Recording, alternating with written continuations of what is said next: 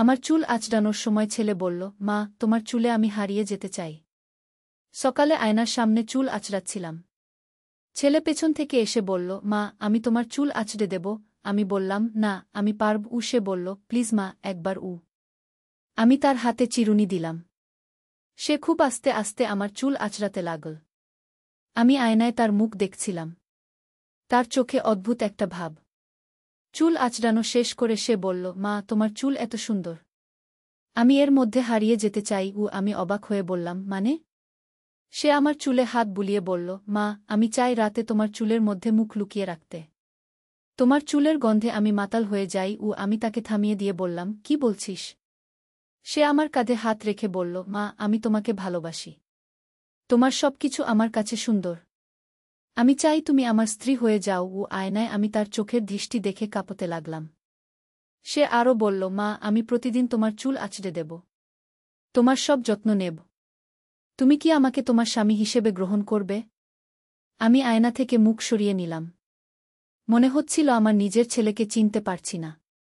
এই গল্পটি সম্পূর্ণ শুনলে আপনাদের পানি অটোমেটিক বের হয়ে যাবে, যত দ্রুত সম্ভব হাতের কাছে টিস্যু নিয়ে বসে পড়ুন। বিছানার চাদর যেন নষ্ট না হয় সেটা সম্পূর্ণ খেয়াল রাখার অনুরোধ জানিয়ে গল্পটি এখন শুরু করব। তার আগে সর্বশেষ অনুরোধ, দয়া করে এমন পানি বের করার গল্প নিয়মিত শুনতে আমাদের চ্যানেলটি সকলেই সাবস্ক্রাইব করুন। ধন্যবাদ। হ্যালো বন্ধুরা, আমার নাম মীরা খান। আমার বয়স ৩৯ বছর। আমার স্বামীর নাম রাহুল খান, বয়স ৪২ বছর। আমাদের ২ সন্তান, রিয়াদ আর তানিয়া। রিয়াদ ১৮ বছর বয়সী, কলেজে পড়ে। তানিয়া ১১ বছর বয়সী, স্কুলে যায়। আমি অবাক হয়ে রিয়াদের দিকে তাকিয়ে থাকলাম। তার কথাগুলো যেন আমার মাথায় ঘুরপাক খাচ্ছিল। রিয়াদ আমার একমাত্র পুত্র সন্তান। তাকে আমি কত ভালোবাসি। কিন্তু তার এই অদ্ভুত আচরণ আমাকে ভাবিয়ে তুলল। রিয়াদ, তুই কি বলছিস? আমি তো তোর মা। আমি কাঁপা কাঁপা গলায় বললাম। রিয়াদ আমার চোখের দিকে তাকিয়ে বলল, মা, আমি জানি তুমি আমার মা। কিন্তু আমার মনে হয় তুমি শুধু আমার মা নও। তুমি আরও অনেক কিছু গো। আমি তার মাথায় হাত বুলিয়ে বললাম, কি মানে? তোর কি হয়েছে? রিয়াদ আমার হাত ধরে বলল, মা, আমি গত রাতে একটা স্বপ্ন দেখেছি। সেই স্বপ্নে আমি দেখলাম তুমি আমার সাথে বিয়ে করেছ। আমরা দুজনে একসাথে বাস করছি। তুমি আমার স্ত্রী গো। আমার গলা শুকিয়ে গেল। আমি বললাম, রিয়াদ, এটা তো স্বপ্ন। স্বপ্নের কোনো মানে হয় না। তুই আমার ছেলে, আমি তোর মা। এর চেয়ে বেশি কিছু নয় গো। রিয়াদ আমার ২ হাত ধরে বলল, মা, কিন্তু সেই স্বপ্নটা এত সুন্দর ছিল। আমি চাই সেটা সত্যি হোক। তুমি আমার সব কিছু। আমি তোমাকে ছাড়া বাঁচতে পারব না গি। আমি তার হাত ছাড়িয়ে নিয়ে বললাম, রিয়াদ, তুই এমন কথা বলিস কেন? তোর বাবা আছে, তোর বোন আছে। আমরা সবাই একসাথে একটা সুখী পরিবার গু। রিয়াদ মাথা নাড়ল, না মা, আমি চাই না এই পরিবার। আমি শুধু তোমাকে চাই। তুমি আমার হয়ে যাও। আমরা দুজনে অন্য কোথাও চলে যাই। আমার পুরো শরীর কাঁপতে লাগল। আমি বুঝতে পারছিলাম না এই পরিস্থিতিতে কি করব। রিয়াদের এই আচরণ একদমই স্বাভাবিক নয়। রিয়াদ, তুই একটু বিশ্রাম নে। তোর মাথা খারাপ হয়ে গেছে মনে হচ্ছে। কি আমি তাকে বলার চেষ্টা করলাম। কিন্তু রিয়াদ আমার কাছে আরও এগিয়ে এসে বলল, মা, আমার মাথা ঠিক আছে। আমি জানি কি চাই। আমি তোমাকে চাই। ঠিক তখনই নিচতলা থেকে রাহুলের গলা শুনতে পেলাম, মীরা, নাস্তা তৈরি হলো? আমি দ্রুত রিয়াদের কাছ থেকে সরে গিয়ে বললাম, হ্যাঁ, আসছি। তারপর রিয়াদের দিকে তাকিয়ে বললাম, তুই এখন তোর রুমে যা। আমরা পরে এ নিয়ে কথা বলব।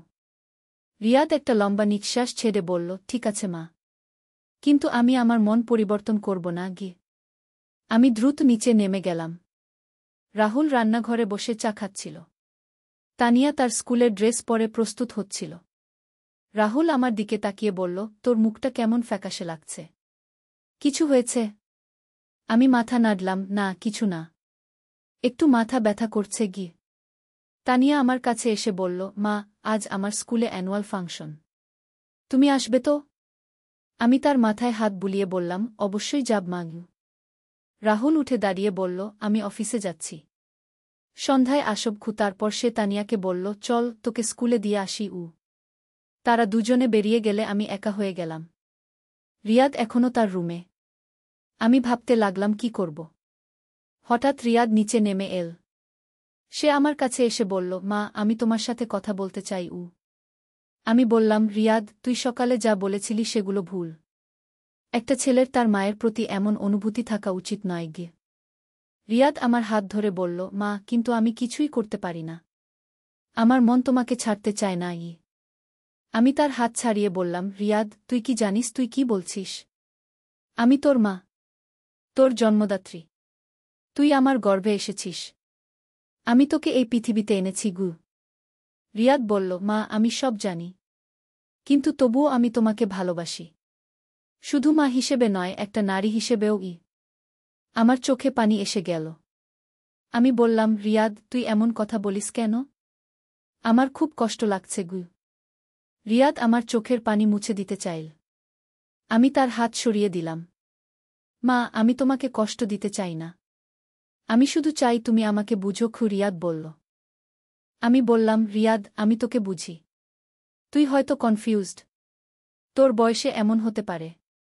কিন্তু তুই যা চাইছিস সেটা কখনই সম্ভব নয় গে। রিয়াদ আমার সামনে বসে পড়ল। সে বলল, মা, তুমি কি জানো আমি প্রতি রাতে তোমার স্বপ্ন দেখি? সেই স্বপ্নে তুমি আমার স্ত্রী। আমরা একসাথে ঘুমাই, সকালে একসাথে উঠি গু। আমার মাথা ঘুরতে লাগল। আমি চেয়ারে বসে পড়লাম। রিয়াদ, তুই এসব কথা বলা বন্ধ কর। আমার অসুস্থ লাগছে। আমি বললাম। রিয়াদ আমার কাছে এসে বলল, মা, আমি তোমাকে অসুস্থ করতে চাই না। আমি তোমাকে সুখী করতে চাই। আমি বললাম, রিয়াদ, তুই যদি সত্যিই আমাকে সুখী করতে চাও তাহলে এইসব কথা ভুলে যা।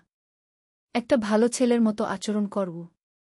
কিন্তু রিয়াদ মাথা নাড়ল। না মা, আমি পারব না।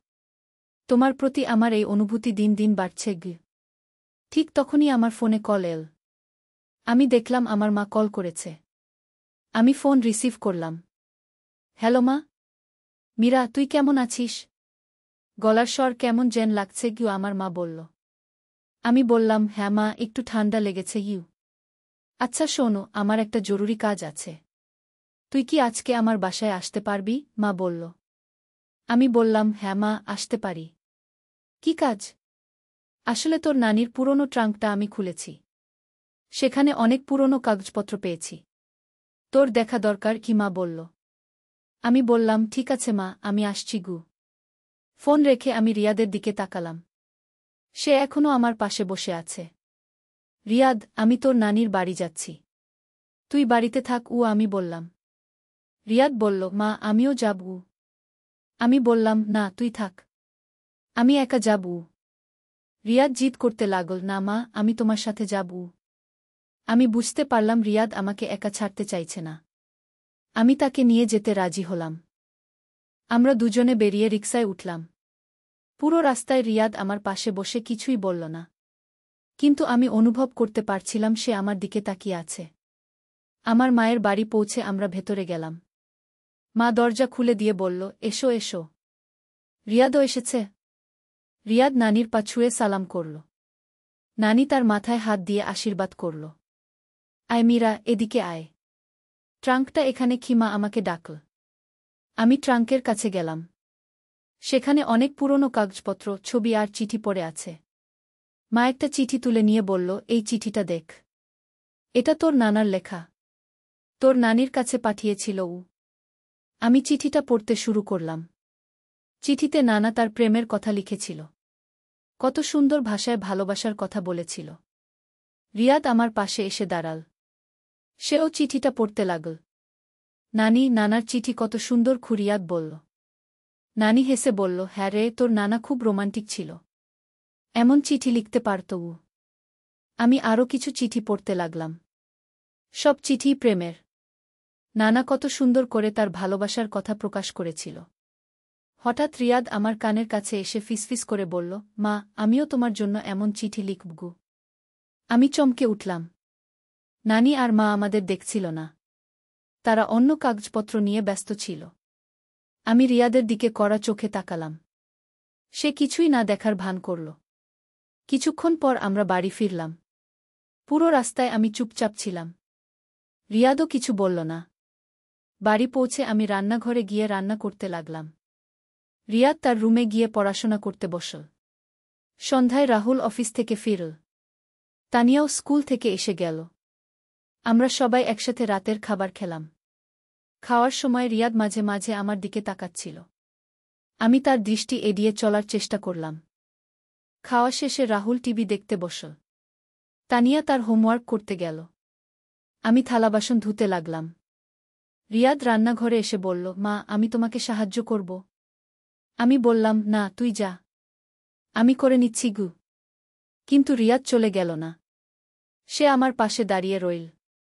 মা, আজ নানার চিঠি পড়ে আমার খুব ভালো লেগেছে, রিয়াদ বলল। আমি কোনো জবাব দিলাম না। আমি থালা ধুতেই থাকলাম। মা, আমিও তোমার জন্য এমন চিঠি লিখব, রিয়াদ আবার বলল। আমি তার দিকে তাকিয়ে বললাম, রিয়াদ, তুই এসব বাজে কথা বলিস কেন? রিয়াদ বলল, মা, এগুলো বাজে কথা নয়। আমার মন থেকে বলছি গি। আমি থালা ধোয়া বন্ধ করে তার দিকে ঘুরলাম। রিয়াদ, তুই কি পাগল হয়ে গেছিস? আমি তোর মা। তুই কিভাবে তোর মায়ের জন্য প্রেমের চিঠি লিখবি? আমি রাগ করে বললাম। রিয়াদ মাথা নিচু করে বলল, মা, আমি জানি এটা ভুল, কিন্তু আমি কিছুই করতে পারি না গে। আমি গভীর নিঃশ্বাস ফেলে বললাম, রিয়াদ, তুই একটা ডাক্তার দেখা। তোর মানসিক চিকিৎসা দরকার। রিয়াদ চমকে বলল, না মা, আমার কোনো সমস্যা নেই, আমি ঠিক আছি। আমি বললাম, না, তুই ঠিক নেই। একটা ছেলের তার মায়ের প্রতি এমন অনুভূতি থাকা স্বাভাবিক নয় গে। রিয়াদ আমার হাত ধরার চেষ্টা করল। আমি তার হাত সরিয়ে দিলাম। মা, প্লিজ আমাকে বুঝার চেষ্টা কর। রিয়াদ অনুনয় করল। আমি কড়া স্বরে বললাম, রিয়াদ, আমি যা বুঝার বুঝেছি। তোর চিকিৎসা দরকার। রিয়াদ দুঃখিত মুখে তার রুমে চলে গেল। রাতে আমি বিছানায় শুয়ে ভাবতে লাগলাম, রিয়াদের এই আচরণের পেছনে কি কারণ থাকতে পারে? সে কি সত্যিই মানসিকভাবে অসুস্থ? রাহুল আমার পাশে ঘুমিয়ে আছে। আমি তাকে এই বিষয়ে কিছু বলব কিনা ভাবছিলাম।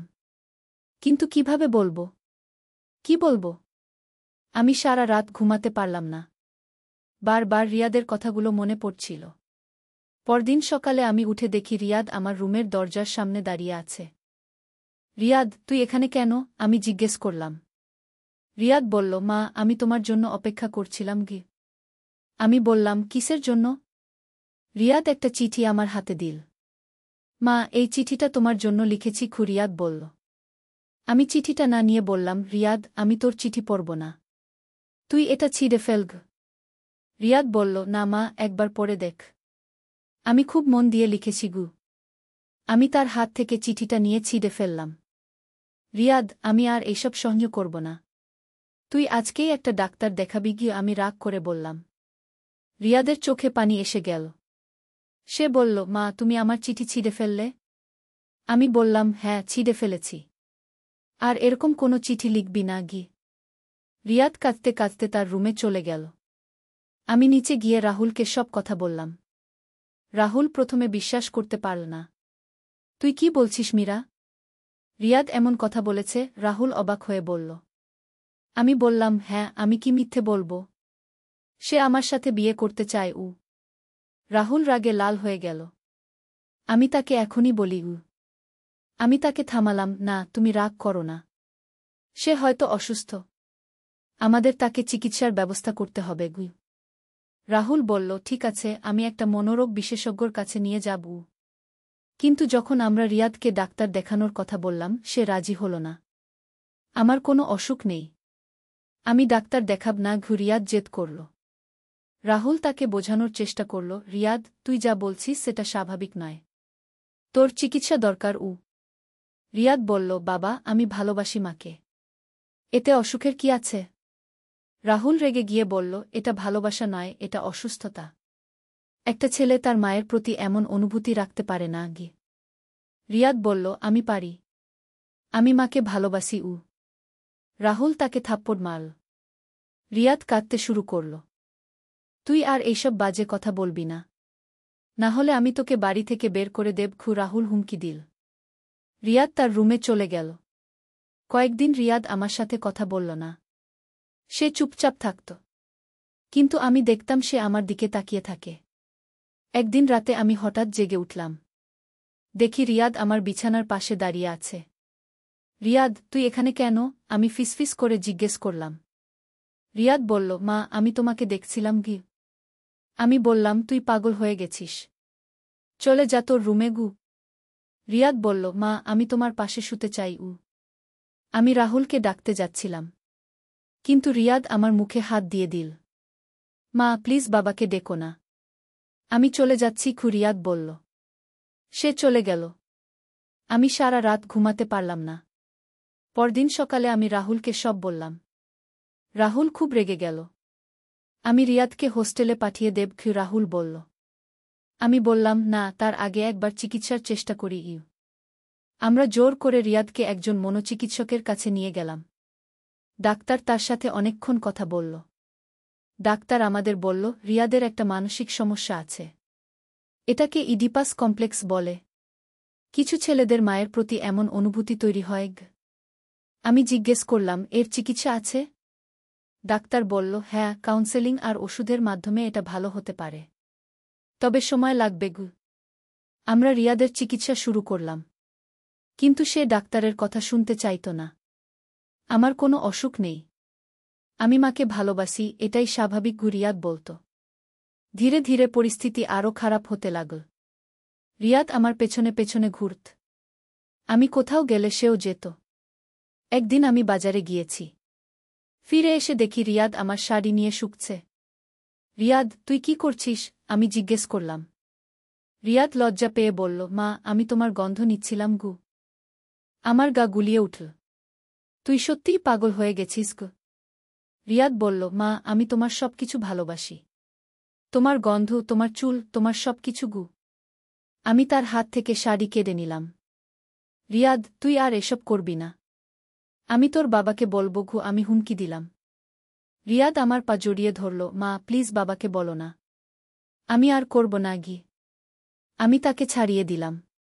কিছুদিন পর আমি লক্ষ্য করলাম রিয়াদ আমার ব্যক্তিগত জিনিসপত্র চুরি করছে। আমার ব্লাউজ, অন্তর্বাস, এমনকি আমার ব্যবহৃত রুমাল পর্যন্ত। আমি তার রুমে গিয়ে দেখলাম সে আমার জিনিসগুলো একটা বাক্সে রেখেছে। রিয়াদ, এগুলো কি? আমি রেগে গিয়ে বললাম।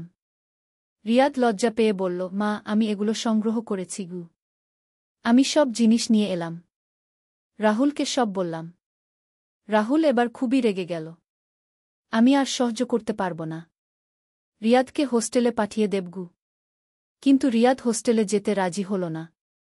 সে বলল, আমি মাকে ছেড়ে কোথাও যাব না। পরিস্থিতি এমন পর্যায়ে পৌঁছাল যে আমি বাড়িতে একা থাকতে ভয় পেতাম।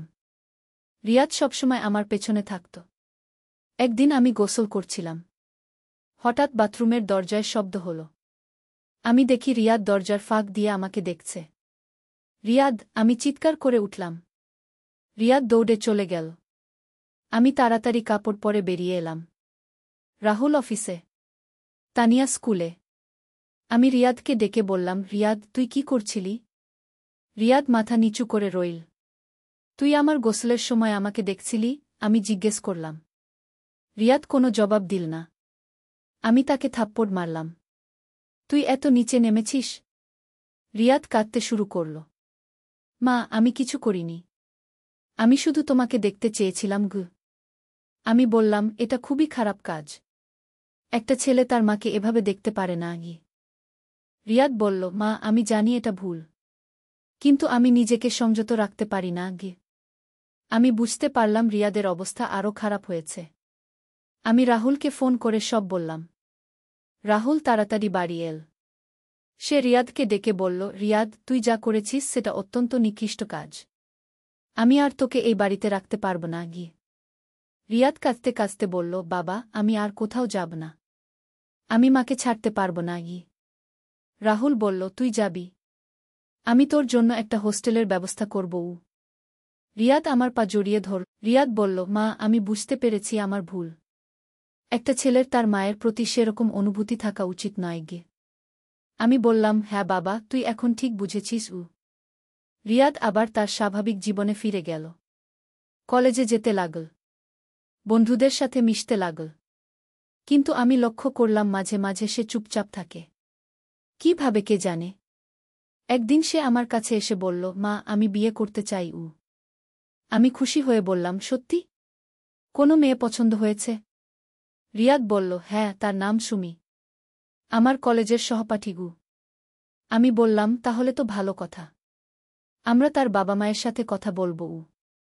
রিয়াদ বলল, মা তুমি সুমিকে দেখবে? আমি বললাম, অবশ্যই দেখব। কয়েকদিন পর রিয়াদ সুমিকে বাড়িতে নিয়ে এল। সুমি খুবই সুন্দর একটা মেয়ে, ভালো পড়াশোনা করে। আমি তার সাথে কথা বলে খুশি হলাম। রিয়াদের জন্য তুমি পারফেক্ট। সুমি লজ্জা পেয়ে বলল, আন্টি, রিয়াদ খুব ভালো ছেলে, আমি তাকে ভালোবাসি। আমি বললাম, আমিও তোমাকে পছন্দ করেছি। আমরা দুই পরিবারের সাথে কথা বলে রিয়াদ আর সুমির বিয়ে ঠিক করলাম। বিয়ের প্রস্তুতি শুরু হল। রিয়াদ খুবই খুশি। বিয়ের দিন রিয়াদকে দেখে আমার খুব ভালো লাগল। সে এখন সম্পূর্ণ সুস্থ। বিয়ের পর রিয়াদ সুমিকে নিয়ে আলাদা ফ্ল্যাটে থাকতে শুরু করল। কিছুদিন পর সুমি আমার কাছে এল। আন্টি, আমার একটা কথা বলার ছিল। আমি বললাম, কি কথা? সুমি বলল, রিয়াদ মাঝে মাঝে স্বপ্নে কথা বলে। আপনার নাম নেগু। আমার মনটা খারাপ হয়ে গেল। কি ধরনের কথা বলে? সুমি বলল, সে বলে, মা, আমি তোমাকে ভালোবাসি, তুমি আমার কাছে এসো। আমি চিন্তিত হয়ে পড়লাম। রিয়াদ কি এখনো সুস্থ হয়নি? আমি রিয়াদকে ডেকে জিজ্ঞেস করলাম, রিয়াদ, তুই কি এখনো আমার কথা ভাবিস?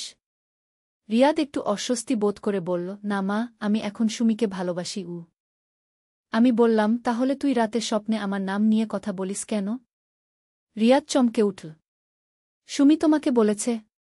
আমি বললাম, হ্যাঁ বলেছে। রিয়াদ মাথা নিচু করে বলল, মা, আমি জানি না কেন এমন হয়। আমি চেষ্টা করি না ভাবতে, কিন্তু মাঝে মাঝে স্বপ্ন দেখি। আমি বললাম, রিয়াদ, তোর আবার ডাক্তার দেখানো উচিত কি? রিয়াদ বলল, না মা, আমি ঠিক আছি, শুধু মাঝে মাঝে স্বপ্ন দেখি। আমি বুঝতে পারলাম রিয়াদের সমস্যা পুরোপুরি ভালো হয়নি। কিন্তু কয়েক মাস পর সুমি গর্ভবতী হল। রিয়াদ খুবই খুশি হল। মা, আমি বাবা হতে যাচ্ছি। রিয়াদ আমাকে বলল। আমি বললাম, তোর খুব যত্ন নিতে হবে সুমির। রিয়াদ বলল, হ্যাঁ মা, আমি খুব যত্ন নেব।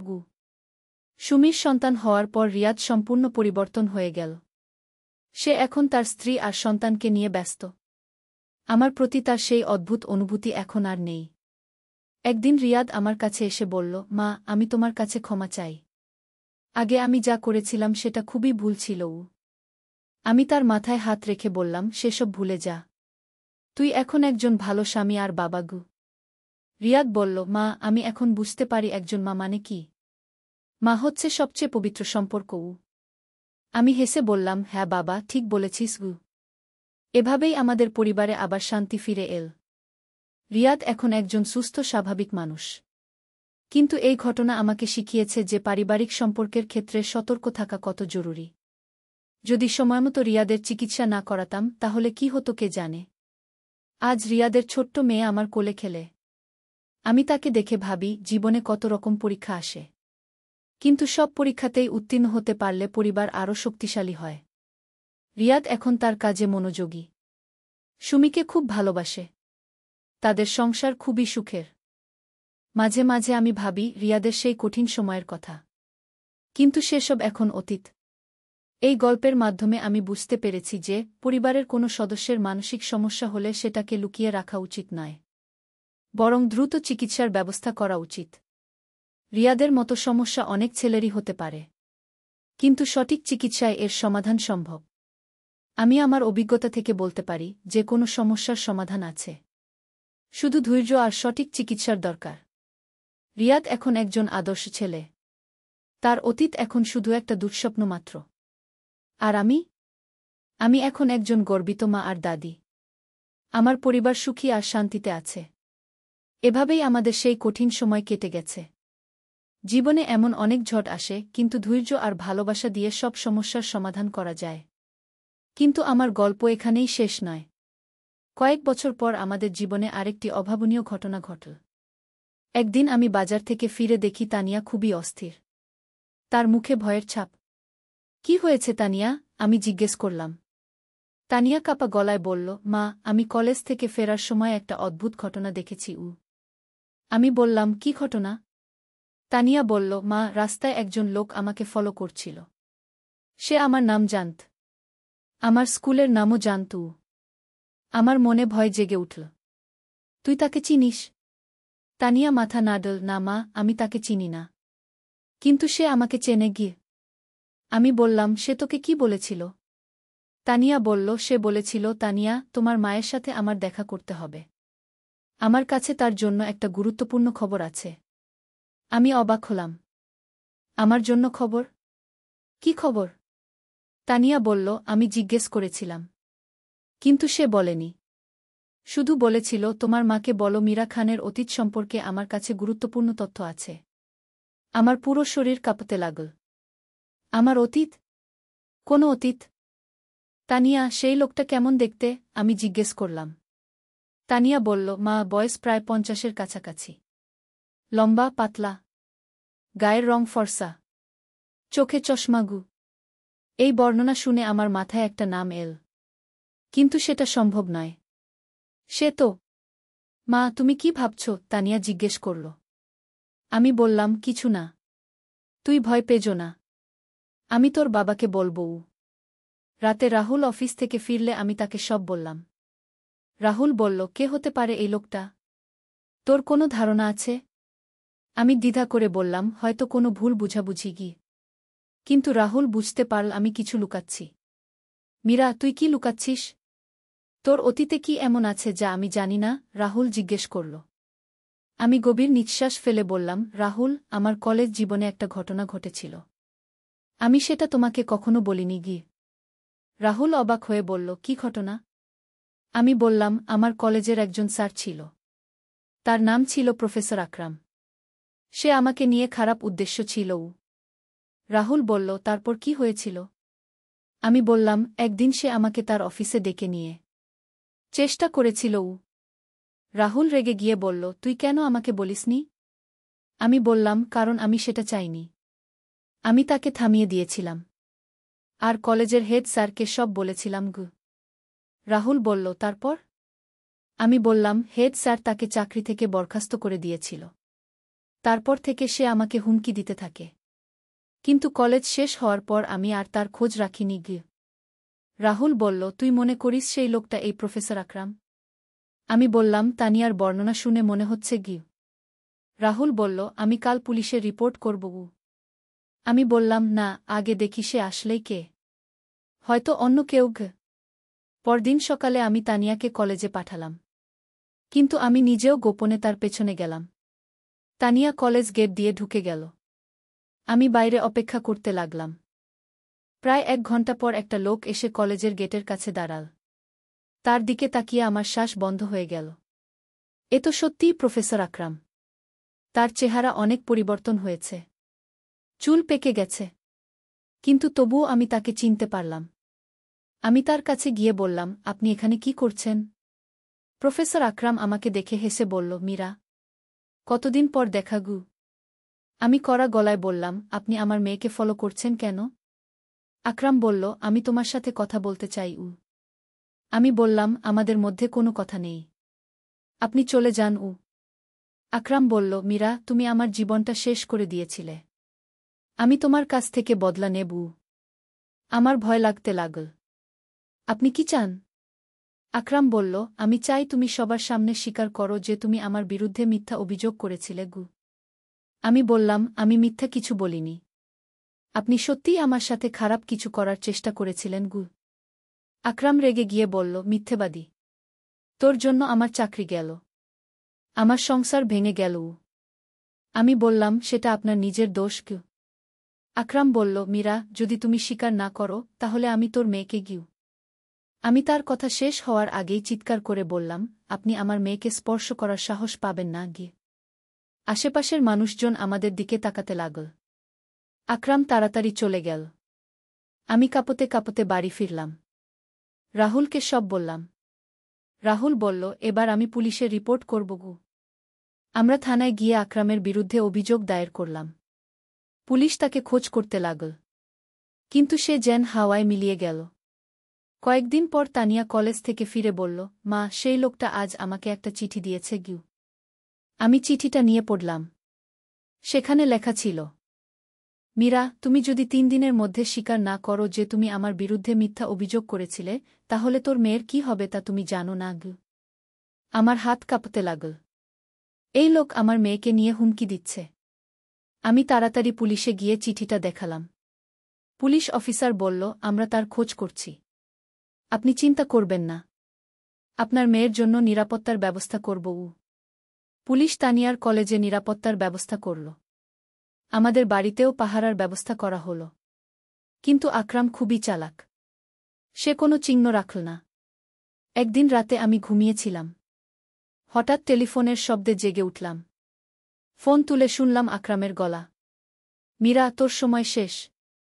আগামীকাল রাতে তুই একা পার্কে আসবি, না হলে তোর মেয়ের গু। আমি ফোন রেখে দিলাম। রাহুল জেগে উঠল। কে ফোন করেছিল? আমি সব বললাম। রাহুল বলল, আমি পুলিশকে বলব। পরদিন পুলিশের সাথে পরিকল্পনা করলাম। তারা গোপনে পার্কে থাকবে। আমি যাব, কিন্তু চারদিকে পুলিশের লোক থাকবে। রাতে আমি পার্কে গেলাম। আকরাম এল। মীরা, তুই এসেছিস কি? আকরাম বলল। আমি বললাম, আপনি আমার কাছে কি চান? আকরাম বলল, আমি চাই তুই স্বীকার করিস যে তুই আমার বিরুদ্ধে মিথ্যা অভিযোগ করেছিলি। আমি বললাম, আমি মিথ্যা কিছু বলিনি গি। আকরাম রেগে গিয়ে একটা ছুরি বের করল। তাহলে মরে যা। সে আমার দিকে এগিয়ে এল। ঠিক তখনই পুলিশ এসে তাকে ধরে ফেল। আকরাম চিৎকার করে বলল, ছাড়ো আমাকে। আমি এই মেয়ের সাথে হিসাব মিটিয়ে নেবগু। পুলিশ তাকে গ্রেফতার করল। কোর্টে মামলা চল।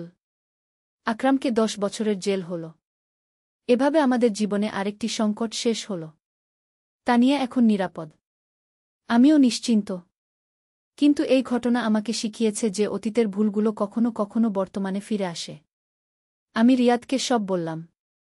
সেও খুব রেগে গেল। মা, তুমি আমাকে বলনি কেন? আমি তাকে দেখিয়ে দিতাম। রিয়াদ বলল।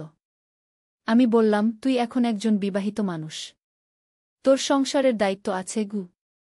রিয়াদ বলল, মা, তুমি আমার মা। তোমার বিপদে আমি সবসময় পাশে থাকব। এই কথা শুনে আমার চোখে পানি এসে গেল। রিয়াদ এখন সত্যিই একজন ভালো ছেলে। এভাবে আমাদের পরিবারে শান্তি ফিরে এল। তানিয়াও এখন নিশ্চিন্তে কলেজে যেতে পারে। আজ আমি পেছনে ফিরে তাকিয়ে দেখি কত রকমের সমস্যার মুখোমুখি হয়েছি। রিয়াদের মানসিক সমস্যা, তারপর আকরামের হুমকি। কিন্তু প্রতিটি সমস্যার সমাধান হয়েছে। আমি বুঝেছি যে জীবনে যত বড় সমস্যাই আসুক, ধৈর্য আর সাহস রাখলে সব কিছুর সমাধান হয়। আমার পরিবার এখন সুখে আছে। রিয়াদ একজন ভালো বাবা হয়েছে। তানিয়া পড়াশোনায় মনোযোগী। আর আমি একজন সন্তুষ্ট মা। জীবনে অনেক ঝড়ঝঞ্ঝা এল, কিন্তু আমরা সবাই মিলে সেগুলো মোকাবেলা করেছি। এখন আমাদের বাড়িতে শুধু হাসি আর আনন্দ। এই গল্পের মাধ্যমে আমি যা বুঝেছি তা হল, পারিবারিক বন্ধন সবচেয়ে শক্তিশালী। যখন পরিবারের সবাই একসাথে থাকে, তখন কোনো সমস্যাই বড় নয়। রিয়াদের সমস্যাও আমরা মিলে সমাধান করেছি। আকরামের হুমকিও আমরা একসাথে মোকাবেলা করেছি। আজ আমার নাতনি আমার কোলে খেলে। আমি তাকে দেখে ভবিষ্যতের স্বপ্ন দেখি। আমি চাই সে একটা সুন্দর জীবন পাক, যেখানে থাকবে শুধু ভালোবাসা আর শান্তি। এভাবেই আমার এই দীর্ঘ গল্পের সমাপ্তি। একটি পরিবারের সংগ্রামের গল্প, যেখানে ছিল সমস্যা কিন্তু ছিল সমাধানও।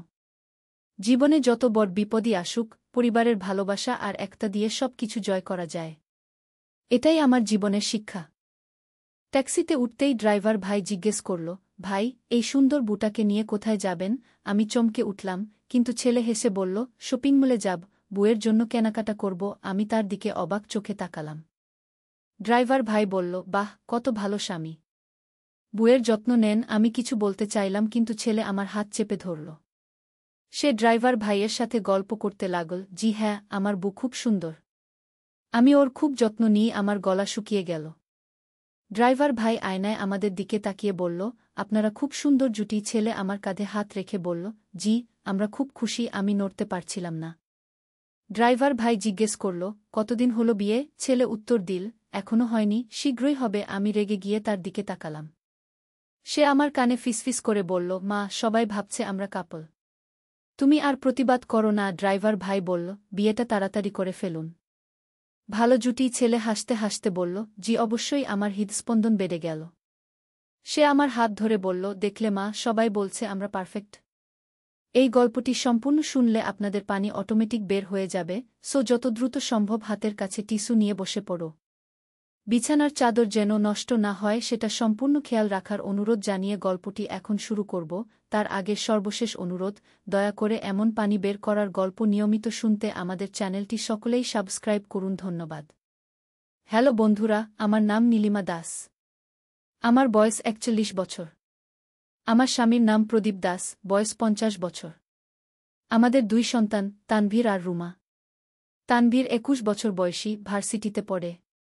রুমা ১৪ বছর বয়সী, নবম শ্রেণীতে পড়ে। আজকে যে ঘটনা আপনাদের বলবো সেটা আমার জীবনের সবচেয়ে অদ্ভুত আর রহস্যময় ঘটনা। এই ঘটনা আমাদের সবার জীবন পাল্টে দিয়েছে। সেদিন ছিল শীতের সকাল। তানভীর এসেছে বিশ্ববিদ্যালয়ের ছুটিতে। সে আমার খুব কাছের। আমাদের মধ্যে বন্ধুর মতো সম্পর্ক।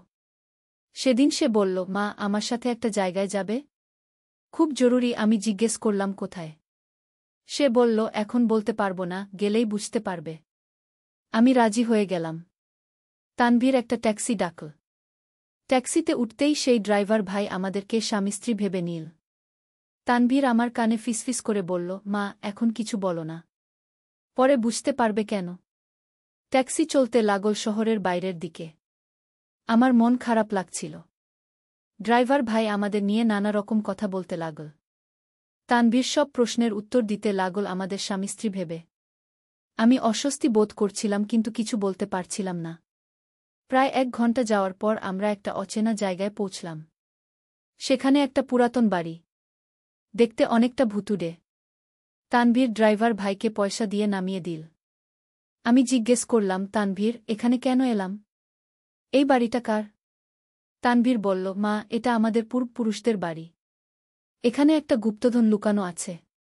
আমি গত কয়েক মাস ধরে এই বিষয়ে গবেষণা করছি। আমি অবাক হয়ে বললাম, কি বলছো তুমি? আমরা তো এই এলাকার কেউ নই।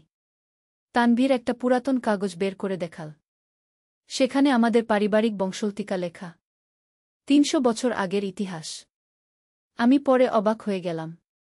মা, আমাদের পূর্বপুরুষ নবাব আলমগীর খানের খাজানাদার ছিলেন। ব্রিটিশদের হাত থেকে বাঁচানোর জন্য তিনি অনেক স্বর্ণ এই বাড়িতে লুকিয়ে রেখেছিলেন। আমি বিশ্বাস করতে পারছিলাম না। কিন্তু কাগজপত্র দেখে মনে হচ্ছিল সত্যি। আমরা বাড়ির ভেতরে গেলাম। পুরাতন আসবাবপত্র ধুলোময়লায় ভরা। তানভীর টর্চলাইট জ্বালিয়ে চারপাশ দেখতে লাগল। মা, এই কাগজ অনুযায়ী গুপ্তধন লুকানো আছে ভূগর্ভে। আমাদের খুঁজে বের করতে হবে। আমি ভয় পেয়ে গেলাম। তানভীর, এসব কি করছো? বাড়ি চলো। কিন্তু তানভীর শুনল না। সে ঘরের মেঝে পরীক্ষা করতে লাগল। হঠাৎ করে একটা জায়গায় টোকা মারতেই খোপ খোপ আওয়াজ এল। মা, এখানে নিচে কিছু আছে। আমরা মেঝের সেই অংশ খুঁড়তে শুরু করলাম। খানিকক্ষণ খোঁড়ার পর একটা লোহার সিন্দুক বের হল। আমার হাত কাঁপছিল। তানভীর সিন্দুক খুল। ভেতরে অনেক পুরাতন স্বর্ণের গহনা, মুদ্রা আর দামি পাথর। মা, আমরা ধনী হয়ে গেছি, তানভীর চিৎকার করে বলল। কিন্তু আমার মন ভাল লাগছিল না। মনে হচ্ছিল কিছু একটা ভুল হয়ে যাচ্ছে। হঠাৎ করে বাড়ির দরজায় আওয়াজ এল। কেউ আসছে। আমরা ভয় পেয়ে গেলাম। কে সেখানে? একটা কর্কশ গলার আওয়াজ এল। তানভীর দ্রুত সিন্দুক বন্ধ করে লুকিয়ে রাখল। আমরা চুপচাপ দাঁড়িয়ে রইলাম। একজন বয়স্ক লোক ভেতরে এল। তার চেহারা ভয়ঙ্কর। লম্বা দাড়ি, এলোমেলো চুল। তোমরা এখানে কি করছো? তিনি রেগে জিজ্ঞেস করলেন। তানভীর সাহস করে বলল, আঙ্কেল, আমরা একটু ঘুরতে এসেছি। ঘুরতে? এই জায়গায়? তোমরা জানো এখানে কি আছে? আমি ভয়ে তানভীরের হাত ধরলাম। বৃদ্ধ লোকটি বলল, আমি এই বাড়ির রক্ষক। ৩০ বছর ধরে এখানে আছি। এই বাড়িতে অনেক রহস্য আছে। কি রহস্য? তানভীর জিজ্ঞেস করল। এই বাড়ির মালিক নবাব আলমগীর খানের খাজানাদার হাবিব উদ্দিন খান ছিলেন। তিনি এখানে অনেক সম্পদ লুকিয়ে রেখেছিলেন। কিন্তু সেই সম্পদের উপর অভিশাপ আছে। আমার গায়ে কাঁটা দিয়ে উঠল। কি অভিশাপ? আমি জিজ্ঞেস করলাম। যে ব্যক্তি এই সম্পদ অবৈধভাবে নেবে তার উপর দুর্ভাগ্য নেমে আসবে। তবে যদি সেই পরিবারেরই কেউ হয় তাহলে অভিশাপ কাজ করবে না। তানভীর তৎক্ষণাৎ কাগজপত্র বের করে দেখাল। বৃদ্ধ লোকটি কাগজ দেখে অবাক হয়ে গেলেন। তোমরা সত্যিই হাবিব উদ্দিন খানের বংশধর? জি আঙ্কেল। আমার মায়ের পরিবার এই খান বংশের। বৃদ্ধ লোকটি আমার দিকে তাকিয়ে বলল, আপনার মুখের গঠন দেখে মনে হচ্ছে আপনি সত্যিই এই পরিবারের। আমি বিস্মিত হয়ে বললাম, কিন্তু আমার বাবা মা কখনো এসব বলেননি। অনেক পরিবারই তাদের ইতিহাস ভুলে যায়। কিন্তু রক্তের টান কখনো মিথ্যা হয় না। তানভীর বলল, আঙ্কেল, আমরা যদি এই সম্পদ নিই তাহলে কি সমস্যা হবে? যদি তোমরা সত্যিই এই পরিবারের হও তাহলে কোনো সমস্যা নেই। কিন্তু তোমাদের প্রমাণ করতে হবে যে তোমরা সত্যিই এই রক্তের। কিভাবে প্রমাণ করব? বৃদ্ধ লোকটি আমাদের ভূগর্ভস্থ একটা কক্ষে নিয়ে গেল। সেখানে একটা পুরাতন আয়না। তিনি বলল, এই আয়নায় শুধুমাত্র সত্যিকারের বংশধররা তাদের পূর্বপুরুষদের দেখতে পাবে। আমি সন্দেহের সাথে আয়নার দিকে তাকালাম। প্রথমে কিছুই দেখতে পেলাম না। তারপর ধীরে ধীরে আয়নায় একটা অস্পষ্ট মূর্তি দেখা গেল। একজন সম্ভ্রান্ত পুরুষ, দামি পোশাক পরা। তিনি আমার দিকে তাকিয়ে মাথা নেড়ে সম্মতি জানালেন। তানভীরও আয়নার দিকে তাকাল। সেও একই ব্যক্তিকে দেখতে পেল। বৃদ্ধ লোকটি খুশি হয়ে বলল, এবার আমি নিশ্চিত তোমরা সত্যিই হাবিব উদ্দিন খানের বংশধর। আমরা সিন্দুক খুলে সব সম্পদ দেখলাম। সেখানে অগণিত স্বর্ণমুদ্রা, হীরা, মানিক, পান্না আর অনেক দামি গহনা। এই সম্পদ তোমাদের বৈধ অধিকার। তোমরা এগুলো নিয়ে যেতে পারো। কিন্তু তানভীর বলল, আঙ্কেল, আমরা সব একসাথে নিয়ে যেতে পারব না। এগুলো এখানেই থাক। আমরা প্রয়োজন অনুযায়ী নিয়ে যাব। বৃদ্ধ লোকটি সম্মতি দিল। তিনি বলল, আমি এখানে আছি। তোমাদের যখন প্রয়োজন হবে এসে নিয়ে যাবে। আমরা কিছু স্বর্ণমুদ্রা নিয়ে বাড়ি ফিরলাম। সেদিন রাতে আমার স্বামী প্রদীপকে সব কিছু বললাম। প্রদীপ প্রথমে বিশ্বাস করতে পারল না। কিন্তু স্বর্ণমুদ্রা দেখে সে অবাক হয়ে গেল। পরের দিন আমরা একটা জুয়েলার্স শপে গিয়ে মুদ্রাগুলো পরীক্ষা করালাম। দোকানদার বলল, এগুলো ৩০০ বছরের পুরাতন খাঁটি স্বর্ণের মুদ্রা। একটার দাম কমপক্ষে ৫০,০০০ টাকা। আমরা বুঝতে পারলাম যে আমরা সত্যিই অনেক বড় সম্পদের মালিক। কিন্তু আমরা সিদ্ধান্ত নিলাম যে আমরা এই সম্পদ দিয়ে মানুষের কাজে লাগাব। গরিব ছাত্রছাত্রীদের পড়াশোনার খরচ দেব, এতিমদের সাহায্য করব। তানভীর তার বন্ধুদের সাথে একটা চ্যারিটি সংস্থা তৈরি করল। আমরা নিয়মিত সেই পুরাতন বাড়িতে যাই এবং প্রয়োজন অনুযায়ী সম্পদ নিয়ে আসি। বৃদ্ধ রক্ষক সাহেব আমাদের পরিবারের মতোই হয়ে গেছেন। তিনি বলেন যে আমাদের এই সৎ কাজের জন্য আমাদের পূর্বপুরুষরা খুশি। একদিন আমি আয়নার দিকে তাকিয়ে দেখলাম সেই সম্ভ্রান্ত ব্যক্তি হাসি মুখে আমার দিকে তাকিয়ে আছেন। মনে হল তিনি আশীর্বাদ করছেন। এখন আমাদের জীবনযাত্রা অনেক উন্নত হয়েছে। তানভীর ভালো চাকরি পেয়েছে। রুমা ভালো স্কুলে পড়ছে। আমরা একটা বড় বাড়ি কিনেছি। কিন্তু সবচেয়ে বড় কথা হল আমরা সুখী। কারণ আমরা জানি যে আমাদের সম্পদ সৎ পথে ব্যবহার করছি। সেদিন ট্যাক্সিতে যে অস্বস্তি লেগেছিল, আজ সেটা মনে হয় অনেক ছোট ব্যাপার। কারণ সেই ঘটনা না ঘটলে আমরা আমাদের আসল পরিচয় জানতেই পারতাম না। তানভীর এখন ইতিহাসের ছাত্র। সে আমাদের পারিবারিক ইতিহাস নিয়ে গবেষণা করছে। সে জানতে পেরেছে যে আমাদের পূর্বপুরুষরা শুধু ধনীই ছিলেন না, তারা সমাজসেবকও ছিলেন। হাবিব উদ্দিন খান তার সময়ে অনেক মাদ্রাসা আর হাসপাতাল প্রতিষ্ঠা করেছিলেন। দরিদ্রদের সাহায্য করতেন। ব্রিটিশদের সাথে যুদ্ধে অনেক অর্থ দিয়েছিলেন। আমি গর্বিত যে আমি এমন একটা পরিবারের সন্তান। আর আরও গর্বিত যে আমার ছেলে তানভীর সেই ঐতিহ্য বজায় রেখেছে। গত মাসে আমরা সেই এলাকায় একটা স্কুল প্রতিষ্ঠা করেছি। গরিব বাচ্চারা সেখানে বিনামূল্যে পড়াশোনা করতে পারছে। বৃদ্ধ রক্ষক সাহেব বলেছেন যে আমাদের এই কাজের জন্য আমাদের পূর্বপুরুষদের আত্মা শান্তি পেয়েছে। আসলে জীবনে কখন যে কি ঘটবে কেউ জানে না। সেদিন ট্যাক্সিতে ড্রাইভার ভাই যখন আমাদের স্বামী-স্ত্রী ভাবছিল, তখন আমি ভাবিনি যে এই ছোট ঘটনা আমাদের জীবন পাল্টে দেবে। তানভীরের বুদ্ধি আর সাহসের জন্য আজ আমরা আমাদের আসল পরিচয় জানতে পেরেছি। জানতে পেরেছি যে আমরা একটা সম্ভ্রান্ত পরিবারের বংশধর। এখন আমি প্রতিদিন সেই পুরাতন বাড়ির কথা ভাবি। সেই রহস্যময় আয়নার কথা ভাবি। সেই বৃদ্ধ রক্ষকের কথা ভাবি। আমার মনে হয় জীবনের সব কিছুরই একটা কারণ আছে। সেদিন যদি তানভীর আমাকে সেখানে নিয়ে না যেত, তাহলে আমরা কখনোই জানতে পারতাম না যে আমাদের এত বড় সম্পদ আছে। এখন আমি বুঝতে পারি যে কেন ছোটবেলা থেকেই আমার পুরাতন জিনিসের প্রতি অদ্ভুত একটা টান ছিল। কেন পুরাতন বইপত্র, মুদ্রা দেখলে আমার ভাল লাগত। হয়তো রক্তের মধ্যেই সেই টান লুকিয়ে ছিল। আমাদের পূর্বপুরুষদের স্মৃতি আমাদের রক্তে মিশেছিল। রুমাও এখন এই ইতিহাস জানার পর খুব গর্বিত। সে তার স্কুলের বন্ধুদের কাছে আমাদের পারিবারিক ইতিহাস নিয়ে গর্ব করে। প্রদীপ এখন অনেক খুশি। সে বলে যে আমাদের এই সৌভাগ্যের জন্য আল্লাহর শুকরিয়া আদায় করতে হবে। আমরা এখন নিয়মিত দান খরাত করি, এতিমখানায় যাই, গরিব মানুষদের সাহায্য করি। বৃদ্ধ রক্ষক সাহেব বলেন যে এভাবে চললে আমাদের বংশ চিরকাল সমৃদ্ধ থাকবে, কারণ আমরা সৎ পথে সম্পদ ব্যবহার করছি। আমি প্রতিদিন আল্লাহর কাছে শুকরিয়া আদায় করি, কারণ তিনি আমাদের এত বড় সৌভাগ্য দিয়েছেন। এই গল্পের মাধ্যমে আমি বোঝাতে চাই যে জীবনে হতাশ হওয়ার কিছু নেই। কখনো জানা যায় না কখন ভাগ্য ঘুরে যায়।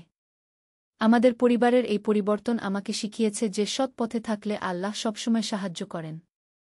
সেদিনের সেই অস্বস্তিকর ট্যাক্সি ভ্রমণ আজ আমার কাছে জীবনের সবচেয়ে সৌভাগ্যের ঘটনা মনে হয়। আর তানভীরের সাথে মানুষ যে আমাদের স্বামী-স্ত্রী ভেবেছিল, সেটা এখন আমাদের কাছে একটা মজার স্মৃতি। তানভীর এখন প্রায়ই বলে, মা, মনে আছে সেদিন ড্রাইভার ভাই আমাদের কি বলেছিল? আমরা সবাই হেসে ফেলি। কিন্তু সত্যি কথা বলতে কি, সেদিনের সেই অস্বস্তিকর পরিস্থিতি না থাকলে আমরা হয়তো কখনোই এই রহস্যের সন্ধান পেতাম না। এখন যখনই কোথাও যাই, মানুষ আমাদের পরিবারকে দেখে বলে যে আমরা খুব সুখী পরিবার। আর সেটা সত্যি। আমাদের এই পরিবর্তন দেখে আমাদের আত্মীয়স্বজন, প্রতিবেশীরা অবাক হয়েছে। কিন্তু আমরা কাউকে আসল কারণ বলিনি। কারণ বৃদ্ধ রক্ষক সাহেব বলেছেন যে এই রহস্য গোপন রাখতে হবে। শুধু আমাদের পরিবারের 4 জন আর সেই বৃদ্ধ রক্ষক ছাড়া আর কেউ জানে না এই সত্যি। তানভীর এখন ইতিহাসে মাস্টার্স করছে। সে আমাদের পারিবারিক ইতিহাস নিয়ে একটা বই লেখার পরিকল্পনা করছে। অবশ্য সেখানে গুপ্তধনের কথা থাকবে না, শুধু আমাদের পূর্বপুরুষদের গৌরবময় ইতিহাস থাকবে। রুমা এখন অনেক পড়াশোনায় মন দিয়েছে। সে বলে যে সে বড় হয়ে ডাক্তার হবে আর গরিব মানুষের সেবা করবে, আমাদের পূর্বপুরুষদের মতোই। প্রদীপ এখন তার ব্যবসা ছেড়ে দিয়ে সমাজসেবায় পুরোপুরি মনোযোগ দিয়েছে। সে বলে যে টাকা পয়সার চেয়ে মানুষের দোয়া অনেক বেশি দামি। আমি এখন একটা মহিলা সংগঠন চালাই। সেখানে গরিব মহিলাদের সেলাই কাটিং শেখানো হয়। তারা স্বাবলম্বী হতে পারছে। গত সপ্তাহে আমরা আবার সেই পুরাতন বাড়িতে গিয়েছিলাম। বৃদ্ধ রক্ষক সাহেব আমাদের অনেক খুশি মনে স্বাগত জানালেন। তিনি বলল, নীলিমা বেটি, তোমাদের এই সৎ কাজের জন্য তোমাদের পূর্বপুরুষদের আত্মা অনেক খুশি। আমি সেই আয়নায় তাদের হাসতে দেখি। আমরা সেদিন আরও কিছু স্বর্ণমুদ্রা নিয়ে এলাম। সেই টাকা দিয়ে আমরা একটা এতিমখানা প্রতিষ্ঠা করার পরিকল্পনা করছি। তানভীর বলল, মা, মনে হচ্ছে আমাদের পুরো জীবনটাই পাল্টে গেছে। সেদিনের সেই ট্যাক্সি যাত্রা না থাকলে আমরা কখনোই এই সত্য জানতে পারতাম না। আমি বললাম, হ্যাঁ বেটা, জীবনের সব কিছুরই একটা কারণ আছে। আল্লাহ হয়তো এভাবেই আমাদের পথ দেখিয়েছেন। সেদিন রাতে আমি একটা অদ্ভুত স্বপ্ন দেখলাম। স্বপ্নে দেখলাম সেই সম্ভ্রান্ত ব্যক্তি, আমাদের পূর্বপুরুষ হাবিব উদ্দিন খান। তিনি আমার দিকে তাকিয়ে হাসছেন। তিনি বলল, মা নীলিমা, তুমি আমাদের বংশের গৌরব রক্ষা করেছ। তোমার এই সৎ কাজের জন্য আমাদের পুরো বংশ গর্বিত। আমি বললাম, দাদাজান, আমরা আপনাদের পথই অনুসরণ করছি। তিনি বলল, এভাবেই চলতে থাকো। তোমাদের বংশ চিরকাল সমৃদ্ধ থাকবে, কারণ তোমরা সৎ পথে আছো। সকালে ঘুম থেকে উঠে আমার মন ভালো লাগছিল। মনে হচ্ছিল আমাদের পূর্বপুরুষরা আমাদের সাথে আছেন। এই গল্পটা বলার পর আমি বুঝতে পারি যে জীবনে কোনো কিছুই কাকতালীয় নয়। সব কিছুরই একটা গভীর অর্থ আছে। সেদিন ট্যাক্সিতে ড্রাইভার ভাই আমাদের স্বামী-স্ত্রী ভেবে যে কথাগুলো বলেছিল, সেটা এখন মনে হয় আল্লাহর ইশারা ছিল। তিনি আমাদের এই পথে এগিয়ে যেতে সাহায্য করেছিলেন। তানভীর যদি সেদিন আমাকে সেই বাড়িতে নিয়ে না যেত, যদি সে এই সব গবেষণা না করত, তাহলে আমরা কখনোই জানতে পারতাম না যে আমাদের এত বড় ঐতিহ্য আছে। আমি এখন প্রতিদিন আল্লাহর কাছে কৃতজ্ঞতা প্রকাশ করি। তিনি আমাদের এত বড় সৌভাগ্য দিয়েছেন। আমাদের পরিবারের এই অভিজ্ঞতা থেকে আমি শিখেছি যে জীবনে কখনো হাল ছাড়া উচিত নয়। ভাগ্য কখন পাল্টে যায় কেউ জানে না। আর সবচেয়ে বড় কথা হল, সৎ পথে থাকলে আল্লাহ সবসময় সাহায্য করেন। আমাদের পূর্বপুরুষরা সৎ ছিলেন, তাই তাদের রেখে যাওয়া সম্পদ আমাদের কাজে এসেছে। এই গল্পের শেষে আমি সবাইকে বলতে চাই যে জীবনে যতই সমস্যা থাক, কখনো হতাশ হবেন না। আল্লাহ সবসময় আমাদের দেখছেন। তিনি যখন চাইবেন তখনই আমাদের ভাগ্য পাল্টে দেবেন। আর সবসময় সৎ পথে থাকবেন, কারণ সৎ পথেই আল্লাহর রহমত আছে। আমাদের পরিবার তার প্রমাণ। আজ আমি যখন এই গল্প বলছি তখন আমার মন ভরে উঠছে কৃতজ্ঞতায়। আল্লাহ আমাদের এত বড় নিয়ামত দিয়েছেন। সেদিনের সেই ট্যাক্সি যাত্রা থেকে শুরু করে আজ পর্যন্ত আমাদের জীবনে যে পরিবর্তন এসেছে সেটা সত্যিই অবিশ্বাস্য। তানভীর এখন বলে, মা, আমরা কত ভাগ্যবান যে আমাদের এত বড় একটা ঐতিহ্য আছে। আমি বলি, হ্যাঁ বেটা। কিন্তু এই ঐতিহ্য রক্ষা করার দায়িত্বও আমাদের। আর সেটাই আমরা করার চেষ্টা করছি। আমাদের পূর্বপুরুষদের মতোই মানুষের সেবা করছি। বৃদ্ধ রক্ষক সাহেব বলেছেন যে আমাদের এই কাজ অব্যাহত থাকলে আমাদের বংশ চিরকাল সমৃদ্ধ থাকবে। আমি চাই আমার সন্তানরাও এই ঐতিহ্য বজায় রাখুক। তারা যেন আমাদের পূর্বপুরুষদের মতোই সৎ আর দানশীল হয়। এই গল্পের মাধ্যমে আমি সবাইকে বলতে চাই, জীবনে সবসময় আশা রাখবেন। আল্লাহর উপর ভরসা রাখবেন। তিনি সবসময় আমাদের ভাল চান। আর যদি কখনো অস্বস্তিকর কোনো পরিস্থিতির সম্মুখীন হন তাহলে ধৈর্য ধরবেন। হয়তো সেই পরিস্থিতির মধ্যে দিয়েই আল্লাহ আপনার জন্য কোনো ভালো কিছুর ব্যবস্থা করে রেখেছেন। আমাদের সাথে যেটা হয়েছে সেটাই তার প্রমাণ। সেদিনের সেই অস্বস্তিকর ট্যাক্সি যাত্রা আজ আমাদের জীবনের সবচেয়ে সৌভাগ্যের ঘটনা। আল্লাহ সবাইকে ভালো রাখুন। আমিন। নূরের খোঁজে। একটি ইসলামিক গল্প। প্রথম অধ্যায়, অন্ধকার থেকে আলোর দিকে। বাগদাদের একটি ছোট গলিতে বাস করত এক যুবক, নাম তার ইউসুফ। বয়স মাত্র ২-৫ বছর, কিন্তু জীবনের কঠিন বাস্তবতা তাকে অনেক কিছু শিখিয়েছে। বাবা-মা দুজনেই মারা গেছেন যখন সে মাত্র ১-৮ বছর বয়সে। তারপর থেকে একা একাই জীবন সংগ্রাম করে চলেছে। ইউসুফ একটি ছোট দোকানে কাজ করত। দোকানের মালিক ছিল আবু বকর, একজন ধর্মপ্রাণ মুসলিম। প্রতিদিন ভোরে ফজরের আজানের সাথে সাথেই আবু বকর দোকানে এসে পৌঁছাত। তার চেহারায় সর্বদা এক অদ্ভুত প্রশান্তি লক্ষ্য করা যেত। ইউসুফ প্রায় ভাবত, এই বৃদ্ধ লোকটির মাঝে কি এমন বিশেষত্ব আছে যা তাকে সর্বদা এত শান্ত রাখে। একদিন সকালে ইউসুফ দেরি করে দোকানে পৌঁছাল। দেখল আবু বকর একটি কোরআন শরীফ খুলে তেলাওয়াত করছেন। তার কণ্ঠস্বর এত মধুর যে ইউসুফ মুগ্ধ হয়ে দাঁড়িয়ে রইল। তেলাওয়াত শেষে আবু বকর দোয়া করলেন। তারপর ইউসুফের দিকে তাকিয়ে হাসলেন। ইউসুফ, বেটা, আজ তুমি কিছুটা দেরি করেছ মনে হচ্ছে কি? জি হুজুর। রাতে খুব বেশি কাজ করেছিলাম। একটু ঘুম হয়নি কে ইউসুফ লজ্জিত হয়ে বলল। আবু বকর তার কাঁধে হাত রেখে বললেন, বেটা, তুমি খুব পরিশ্রমী। কিন্তু শুধু দুনিয়ার কাজেই নিজেকে ব্যস্ত রাখলে চলবে না। আখেরাতের জন্যও কিছু সময় রাখতে হবে গু। ইউসুফ কৌতূহলী হয়ে জিজ্ঞেস করল, হুজুর, আপনি প্রতিদিন এত ভোরে এসে কোরআন পড়েন কেন? আর আপনার চেহারায় সর্বদা এত শান্তি দেখি কেন? আবু বকর মিষ্টি হেসে বললেন, বেটা, এই শান্তি আসে আল্লাহর কাছ থেকে। যখন একজন মানুষ সত্যিকারের ঈমান নিয়ে আল্লাহর পথে চলে, তখন তার অন্তরে এক অনন্য প্রশান্তি নেমে আসে। এটাই হল নূর, আল্লাহর নূর গু। দ্বিতীয় অধ্যায়, জ্ঞানের পিপাসা। ইউসুফ আবু বকরের কথা শুনে গভীরভাবে চিন্তিত হয়ে পড়ল। সে নিজেকে প্রশ্ন করতে লাগল, সে কি সত্যিই সঠিক পথে আছে? তার জীবনে কি সেই নূর আছে যার কথা আবু বকর বলেছেন? কয়েকদিন পর ইউসুফ আবু বকরের কাছে গিয়ে বলল, হুজুর, আমি ইসলাম সম্পর্কে আরও জানতে চাই। আমার বাবা-মা মুসলমান ছিলেন, আমিও মুসলমান, কিন্তু আসলে আমি কোরআন হাদিসের কিছুই জানি না। নামাজ পড়ি কিন্তু বুঝি না কি পড়ছি। আবু বকর খুশি হয়ে বললেন, আলহামদুলিল্লাহ। এটাই তো সবচেয়ে বড় কথা। যখন একজন মানুষ জানার আগ্রহ রাখে তখনই তার হেদায়েতের পথ শুরু হয় গে। সেদিন থেকেই শুরু হল ইউসুফের ইসলামী শিক্ষার যাত্রা। প্রতিদিন কাজের পর আবু বকর তাকে কোরআন শরীফের বিভিন্ন আয়াত শেখাতেন। হাদিসের গল্প বলতেন। ইউসুফ মুগ্ধ হয়ে শুনত। একদিন আবু বকর সূরা নূরের একটি আয়াত পড়লেন। আল্লাহু নুরুস সামাওয়াতি ওয়াল আরদবউ। আল্লাহ আসমান ও জমিনের নূর। তারপর ব্যাখ্যা করলেন, দেখো বেটা, এই নূর শুধু বাইরের আলো নয়। এটা মানুষের অন্তরের আলো। যে মানুষের অন্তরে আল্লাহর নূর প্রবেশ করে সে আর কখনো পথভ্রষ্ট হয় না। তৃতীয় অধ্যায়, পরীক্ষার সময়। দিন যেতে লাগল। ইউসুফের জীবনে পরিবর্তন আসতে শুরু করল। সে নিয়মিত ৫ ওয়াক্ত নামাজ পড়তে শুরু করল। কোরআন তেলাওয়াত করত। তার চেহারায় একটা নুরানি ভাব ফুটে উঠেছিল। কিন্তু জীবন সব সময় সহজ হয় না। একদিন সকালে ইউসুফ দোকানে এসে দেখল আবু বকর খুবই অসুস্থ। তার শ্বাস নিতে কষ্ট হচ্ছে। হুজুর, আপনার কি হয়েছে? ইউসুফ চিন্তিত হয়ে জিজ্ঞেস করল। বেটা, আমি বুড়ো হয়ে গেছি। আল্লাহ হয়তো আমাকে কাছে ডাকতে চান, ও আবু বকর দুর্বল গলায় বললেন। ইউসুফ তাড়াতাড়ি ডাক্তার ডেকে আনল।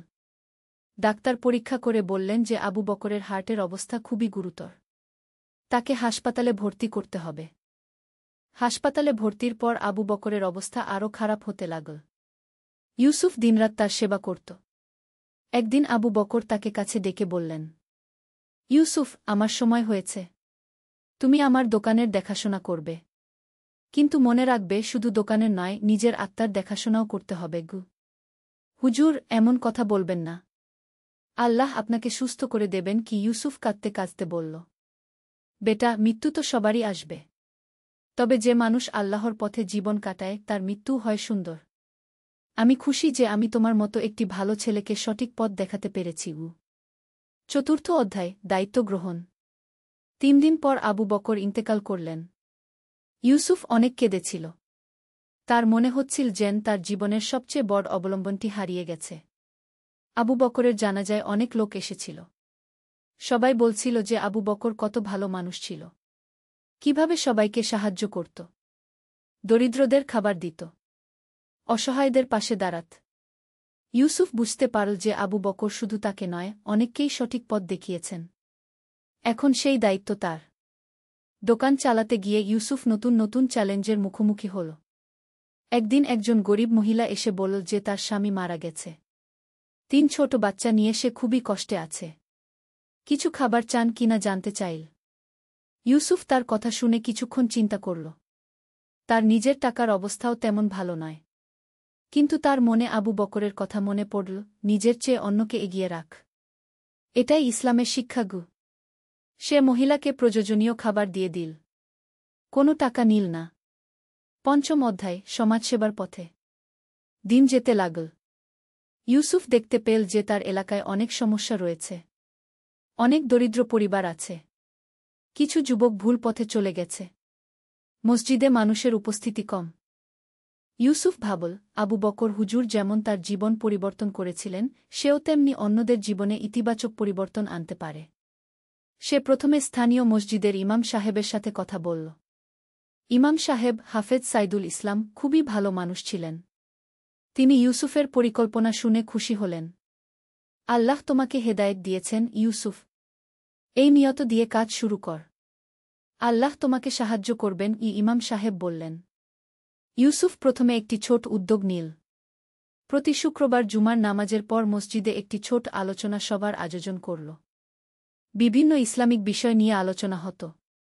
ধীরে ধীরে মানুষের উপস্থিতি বাড়তে লাগল। একদিন আলোচনা সভায় একজন যুবক এসেছিল।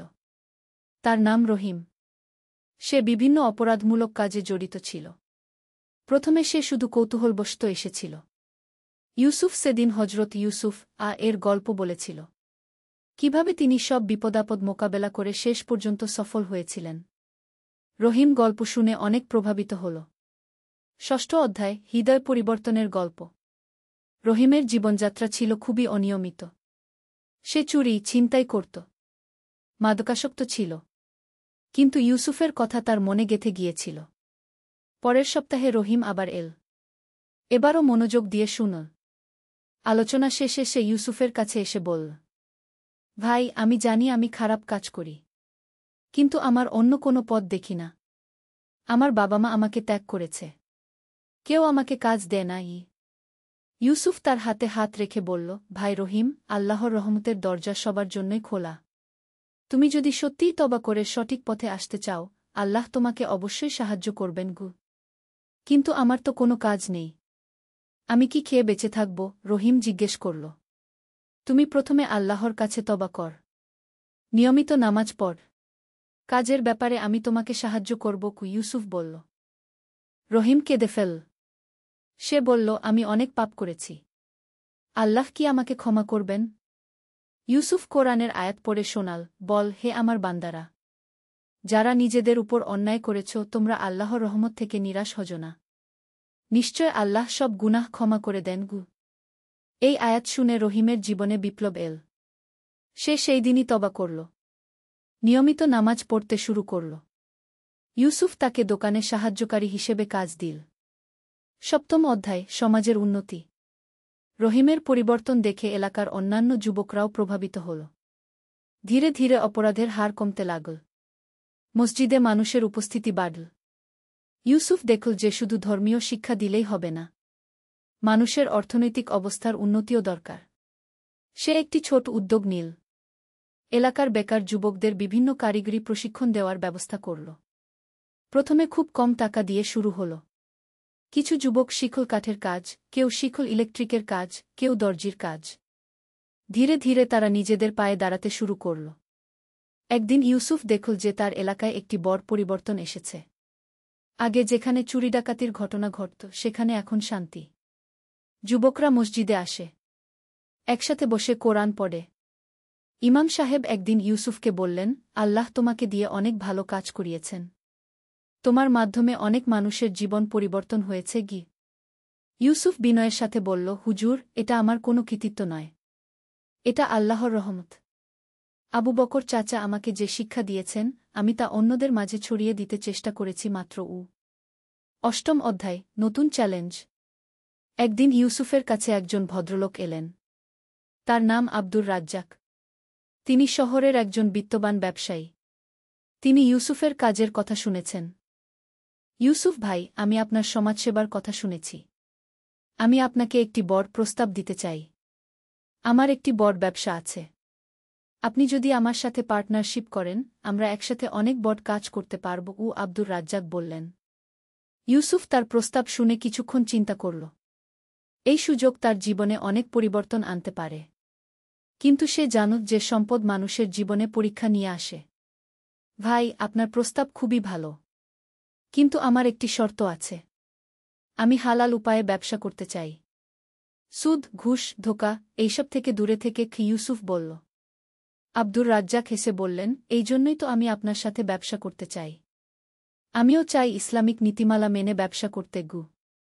এভাবে ইউসুফের জীবনে নতুন অধ্যায় শুরু হল। ব্যবসায় সফলতা এল, কিন্তু সে কখনো তার মূল উদ্দেশ্য ভুলে গেল না। 9ম অধ্যায় বিবাহ ও পারিবারিক জীবন। ব্যবসায় সফল হওয়ার পর ইউসুফ ভাবল যে এখন তার বিয়ের সময় এসেছে। ইমাম সাহেব তাকে একটি ভালো মেয়ের প্রস্তাব দিলেন। মেয়েটির নাম আয়েশা। সে খুবই ধার্মিক এবং শিক্ষিত। আয়েশার বাবা মা ইউসুফের চরিত্র ও সমাজসেবার কথা শুনে খুশি হলেন। বিয়ে সম্পন্ন হল অত্যন্ত সাদামাটা অনুষ্ঠানে। আয়েশা ইউসুফের সমাজসেবার কাজে পূর্ণ সহযোগিতা করল। সে এলাকার মহিলাদের কোরআন হাদিস শেখানো শুরু করল। এভাবে তাদের পারিবারিক জীবন হয়ে উঠল একটি আদর্শ ইসলামিক পরিবারের উদাহরণ। কিছুদিন পর তাদের একটি সন্তান হল।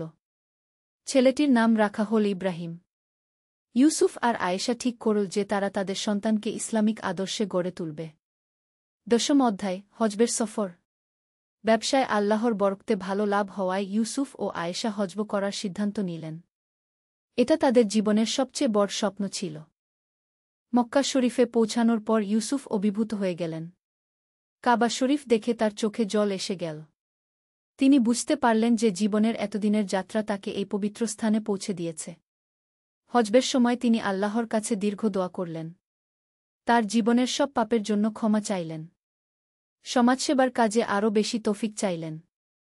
হজ্ব থেকে ফিরে এসে ইউসুফ দেখলেন যে তার মনে আরও বেশি প্রশান্তি এসেছে। সে অনুভব করতে পারছেন যে আল্লাহ তার উপর সন্তুষ্ট।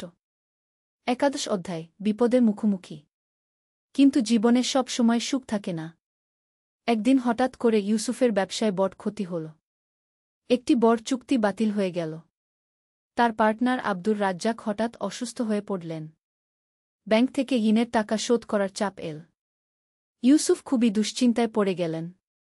তিনি রাতে ঘুমাতে পারতেন না। আয়েশা তাকে সান্ত্বনা দিতে চেষ্টা করত, কিন্তু পরিস্থিতি দিন দিন আরও খারাপ হতে লাগল। একদিন রাতে তাহাজ্জুদের নামাজের সময় ইউসুফ আল্লাহর কাছে কাঁদতে কাঁদতে দোয়া করলেন। তিনি বললেন, হে আল্লাহ, আপনি আমাকে এতদূর এনেছেন। আমি জানি এটা আপনার পক্ষ থেকে পরীক্ষা। আপনি আমাকে ধৈর্য দান করুন। আমি আপনার উপর ভরসা রাখছি। পরদিন সকালে ইউসুফ অফিসে গিয়ে দেখলেন যে একটি নতুন কোম্পানি থেকে ফোন এসেছে। তারা তার কোম্পানির সাথে একটি বড় প্রজেক্টে কাজ করতে চায়। ইউসুফ বুঝতে পারলেন যে এটা আল্লাহর রহমত। তিনি আরও বেশি করে আল্লাহর শুকরিয়া আদায় করলেন। দ্বাদশ অধ্যায় সমাজের বৃহত্তর সেবা। ব্যবসায় আবার স্থিতিশীলতা ফিরে আসার পর ইউসুফ আরও বড় পরিসরে সমাজসেবা করার চিন্তা করলেন। তিনি একটি এতিমখানা প্রতিষ্ঠা করলেন। সেখানে এতিম বাচ্চাদের থাকা খাওয়ার পাশাপাশি ভালো শিক্ষার ব্যবস্থা করা হল। এতিমখানায় শুধু সাধারণ শিক্ষাই নয়, ইসলামিক শিক্ষারও ব্যবস্থা ছিল। বাচ্চারা কোরআন হাদিস শিখত, নৈতিকতার শিক্ষা পেত। একদিন একটি ছোট ছেলে ইউসুফের কাছে এসে বলল, চাচা, আমার বাবা মা নেই, কিন্তু আপনি আমাদের এত ভালোবাসেন। আমি বড় হয়ে আপনার মতো হতে চাই। ইউসুফ ছেলেটিকে কোলে নিয়ে বললেন, বেটা, তুমি আল্লাহকে ভালোবাসো, মানুষের সেবা করো, আল্লাহ তোমাকে আরও ভালো মানুষ বানাবেন। ত্রয়োদশ অধ্যায় নূরের বিস্তার। বছরের পর বছর কেটে গেল। ইউসুফ এখন একজন প্রতিষ্ঠিত ব্যবসায়ী, কিন্তু তার আসল পরিচয় একজন সমাজসেবক হিসেবে। তার প্রতিষ্ঠিত এতিমখানা থেকে অনেক ছেলেমেয়ে বের হয়ে সমাজে প্রতিষ্ঠিত হয়েছে। রহিম, যে একসময় চোর ডাকাত ছিল, সে এখন একজন সৎ ব্যবসায়ী। সে নিজেও এলাকার যুবকদের সঠিক পথে আনার কাজ করে। একদিন রহিম ইউসুফের কাছে এসে বলল, ভাই, আপনি আমার জীবন পরিবর্তন করেছেন। আজ আমিও অন্য যুবকদের জীবন পরিবর্তনের চেষ্টা করি। এভাবেই তো আল্লাহর নূর একজন থেকে আরেকজনের কাছে পৌঁছায়। ইউসুফ খুশি হয়ে বললেন, হ্যাঁ রহিম, এটাই তো আসল কথা। আবু বকর চাচা আমাকে এই নূর দিয়েছিলেন, আমি তোমাদের কাছে পৌঁছিয়েছি, এখন তোমরা অন্যদের কাছে পৌঁছাও। চতুর্দশ অধ্যায় পরবর্তী প্রজন্ম। ইউসুফ ও আয়েশার ছেলে ইব্রাহিম এখন বড় হয়েছে। সে একজন ডাক্তার হয়েছে। কিন্তু শুধু চিকিৎসা সেবাই নয়, সে গরিব রোগীদের বিনামূল্যে চিকিৎসা দেয়া। একদিন ইব্রাহিম বাবার কাছে এসে বলল, আব্বু, আমি একটা ফ্রি ক্লিনিক খুলতে চাই, যেখানে গরিব মানুষরা বিনামূল্যে চিকিৎসা পাবে। ইউসুফ ছেলের কথা শুনে খুব খুশি হলেন। তিনি বুঝলেন যে পরবর্তী প্রজন্মের মাধ্যমেও আল্লাহর নূর ছড়িয়ে যাচ্ছে। পঞ্চদশ অধ্যায় জীবনের শেষ প্রান্তে। অনেক বছর কেটে গেছে। ইউসুফ এখন বৃদ্ধ। তার চুল সাদা হয়ে গেছে, কিন্তু তার চেহারায় এখনও সেই নুরানি ভাব রয়েছে। একদিন তিনি তার পুরানো বন্ধুদের সাথে বসে আছেন। সবাই মিলে আবু বকরের কথা মনে করছেন। ইউসুফ বললেন, আবু বকর চাচা আমাকে যে নূরের সন্ধান দিয়েছিলেন, আজ আমি বুঝতে পারি যে সেটা কি। এটা শুধু কোনো আলো নয়, এটা আল্লাহর মহব্বত, এটা মানুষের প্রতি ভালোবাসা, এটা সেবার মানসিকতা। রহিম, যে এখন বৃদ্ধ, বলল, ভাই, আপনার মাধ্যমে আমরা সবাই এই নূর পেয়েছি। আল্লাহ আপনাকে দীর্ঘ জীবন দান করুন। ষোড়শ অধ্যায় উত্তরাধিকার। ইউসুফ তার জীবনের শেষ দিনগুলোতে আরও বেশি ইবাদতে মনোনিবেশ করলেন। তিনি একটি বই লিখলেন, নূরের খোঁজে, একটি জীবনযাত্রা। এই বইতে তিনি তার জীবনের অভিজ্ঞতা লিখলেন, কিভাবে একজন সাধারণ মানুষ আল্লাহর কাছে নিজেকে সমর্পণ করে জীবনে অসাধারণ কিছু অর্জন করতে পারে।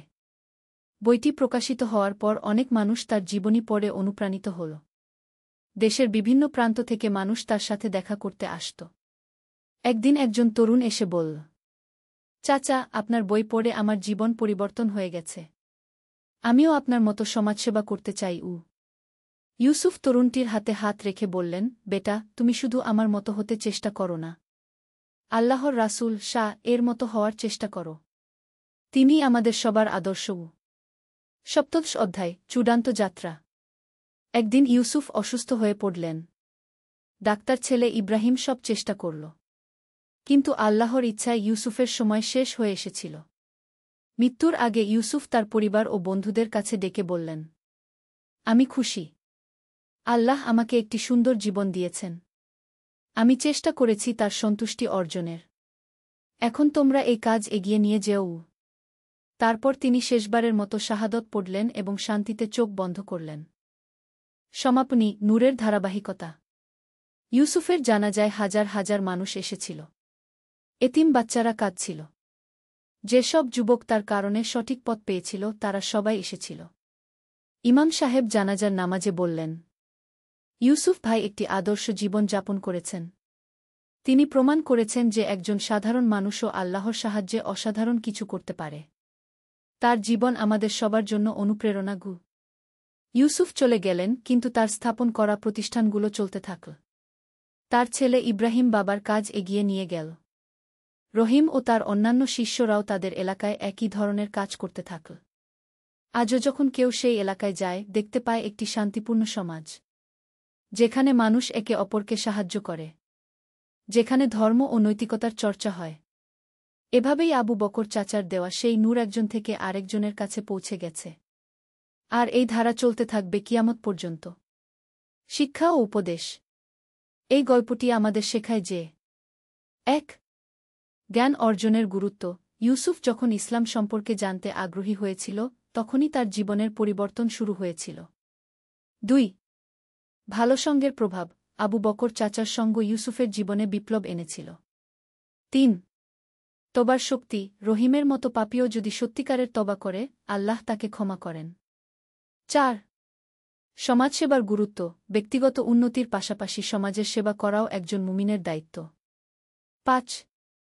পরীক্ষায় ধৈর্য। জীবনে বিপদ এলে আল্লাহর উপর ভরসা রেখে ধৈর্য ধরতে হয়। ৬. পরবর্তী প্রজন্মের শিক্ষা। সন্তানদের ইসলামিক আদর্শে গড়ে তোলা পিতামাতার দায়িত্ব। ৭. নূরের ধারাবাহিকতা। ভালো কাজের প্রভাব একজন থেকে আরেকজনের কাছে পৌঁছায় এবং এভাবে সমাজে ইতিবাচক পরিবর্তন আসে। আল্লাহ আমাদের সবাইকে ইউসুফের মতো নূরান্বিত জীবন যাপনের তৌফিক দান করুন। আমিন। আর যে আল্লাহকে ভয় করে, আল্লাহ তার জন্য নিষ্কৃতির পথ করে দেন এবং তাকে এমন উৎস থেকে রিজিক দেন যা সে কল্পনাও করতে পারে না। সূরা তালাক, আয়াত ২-৩। নূরের আলো। একটি ইসলামিক গল্প। প্রথম অধ্যায়, হারিয়ে যাওয়া পথ। ঢাকা শহরের ব্যস্ততার মাঝে আরিফ খান তার জীবনের দিকে তাকিয়ে দেখল। বিশ্ববিদ্যালয়ের ফাইনাল ইয়ারের ছাত্র, কম্পিউটার সায়েন্সে পড়াশোনা করছে। বাবা মায়ের একমাত্র সন্তান, সবার চোখের মণি। কিন্তু তার মনে একটা শূন্যতা কাজ করে। প্রতিদিন ক্লাস, অ্যাসাইনমেন্ট, বন্ধুদের সাথে আড্ডা, এই রুটিনের মাঝে সে যেন নিজেকে হারিয়ে ফেলেছে। আরিফ, তুই কি ভাবছিস? তার বন্ধু রাহুল জিজ্ঞেস করল। তারা দুজনে বিশ্ববিদ্যালয়ের ক্যাফেতে বসে আছে। কিছু না রে, আরিফ মাথা নেড়ে বলল। জাস্ট লাইফের কথা ভাবছিলাম গো। লাইফের কি আছে ভাবার? পাশ করি, চাকরি করি, বিয়ে করি, ব্যাস। সবার তো একই পথু। আরিফ মনে মনে ভাবল, সত্যিই কি এটাই জীবন? শুধু এই রুটিন ফলো করে যাওয়া? কোনো বড় উদ্দেশ্য নেই? কোনো মানে নেই? সেদিন রাতে বাড়িতে ফিরে আরিফ তার রুমে বসল। জানালা দিয়ে বাইরে তাকিয়ে দেখল অসংখ্য তারকা জ্বলছে আকাশে। হঠাৎ তার মনে পড়ল ছোটবেলায় নানু তাকে বলতেন, বেটা, এই মহাবিশ্বের সবকিছুর একটা মানে আছে। আল্লাহ তায়ালা কিছুই অর্থহীন সৃষ্টি করেননি গিয়ে। নানু? তিনি তো মারা গিয়েছেন ৩ বছর আগে। কত সুন্দর করে কোরআন তেলাওয়াত করতেন, হামেশা নামাজ পড়তেন। আরিফের ছোটবেলায় তার সাথে মসজিদে যাওয়ার কত মধুর স্মৃতি। কিন্তু বড় হতে হতে, পড়াশোনার চাপে, বন্ধুদের প্রভাবে আরিফ যেন ইসলাম থেকে দূরে সরে গিয়েছে। এখন তো মাঝে মাঝে জুমার নামাজেও যায় না। পরের দিন সকালে ক্লাসে যাওয়ার পথে আরিফ দেখল একটা ছোট মসজিদ। মসজিদে নূর খি নামটা লেখা। সে মসজিদটার দিকে তাকিয়ে রইল। কেমন যেন একটা টান অনুভব করল। ক্লাসে গিয়ে মন দিতে পারল না পড়ায়। স্যার যা বলছেন কিছুই কানে ঢুকছে না। মনে হচ্ছে ওই মসজিদটায় একবার ঢুকতে। ক্লাস শেষে বন্ধুরা সবাই ক্যাফেতে যাবে বলল, কিন্তু আরিফ বলল, তোরা যা, আমার একটু কাজ আছে।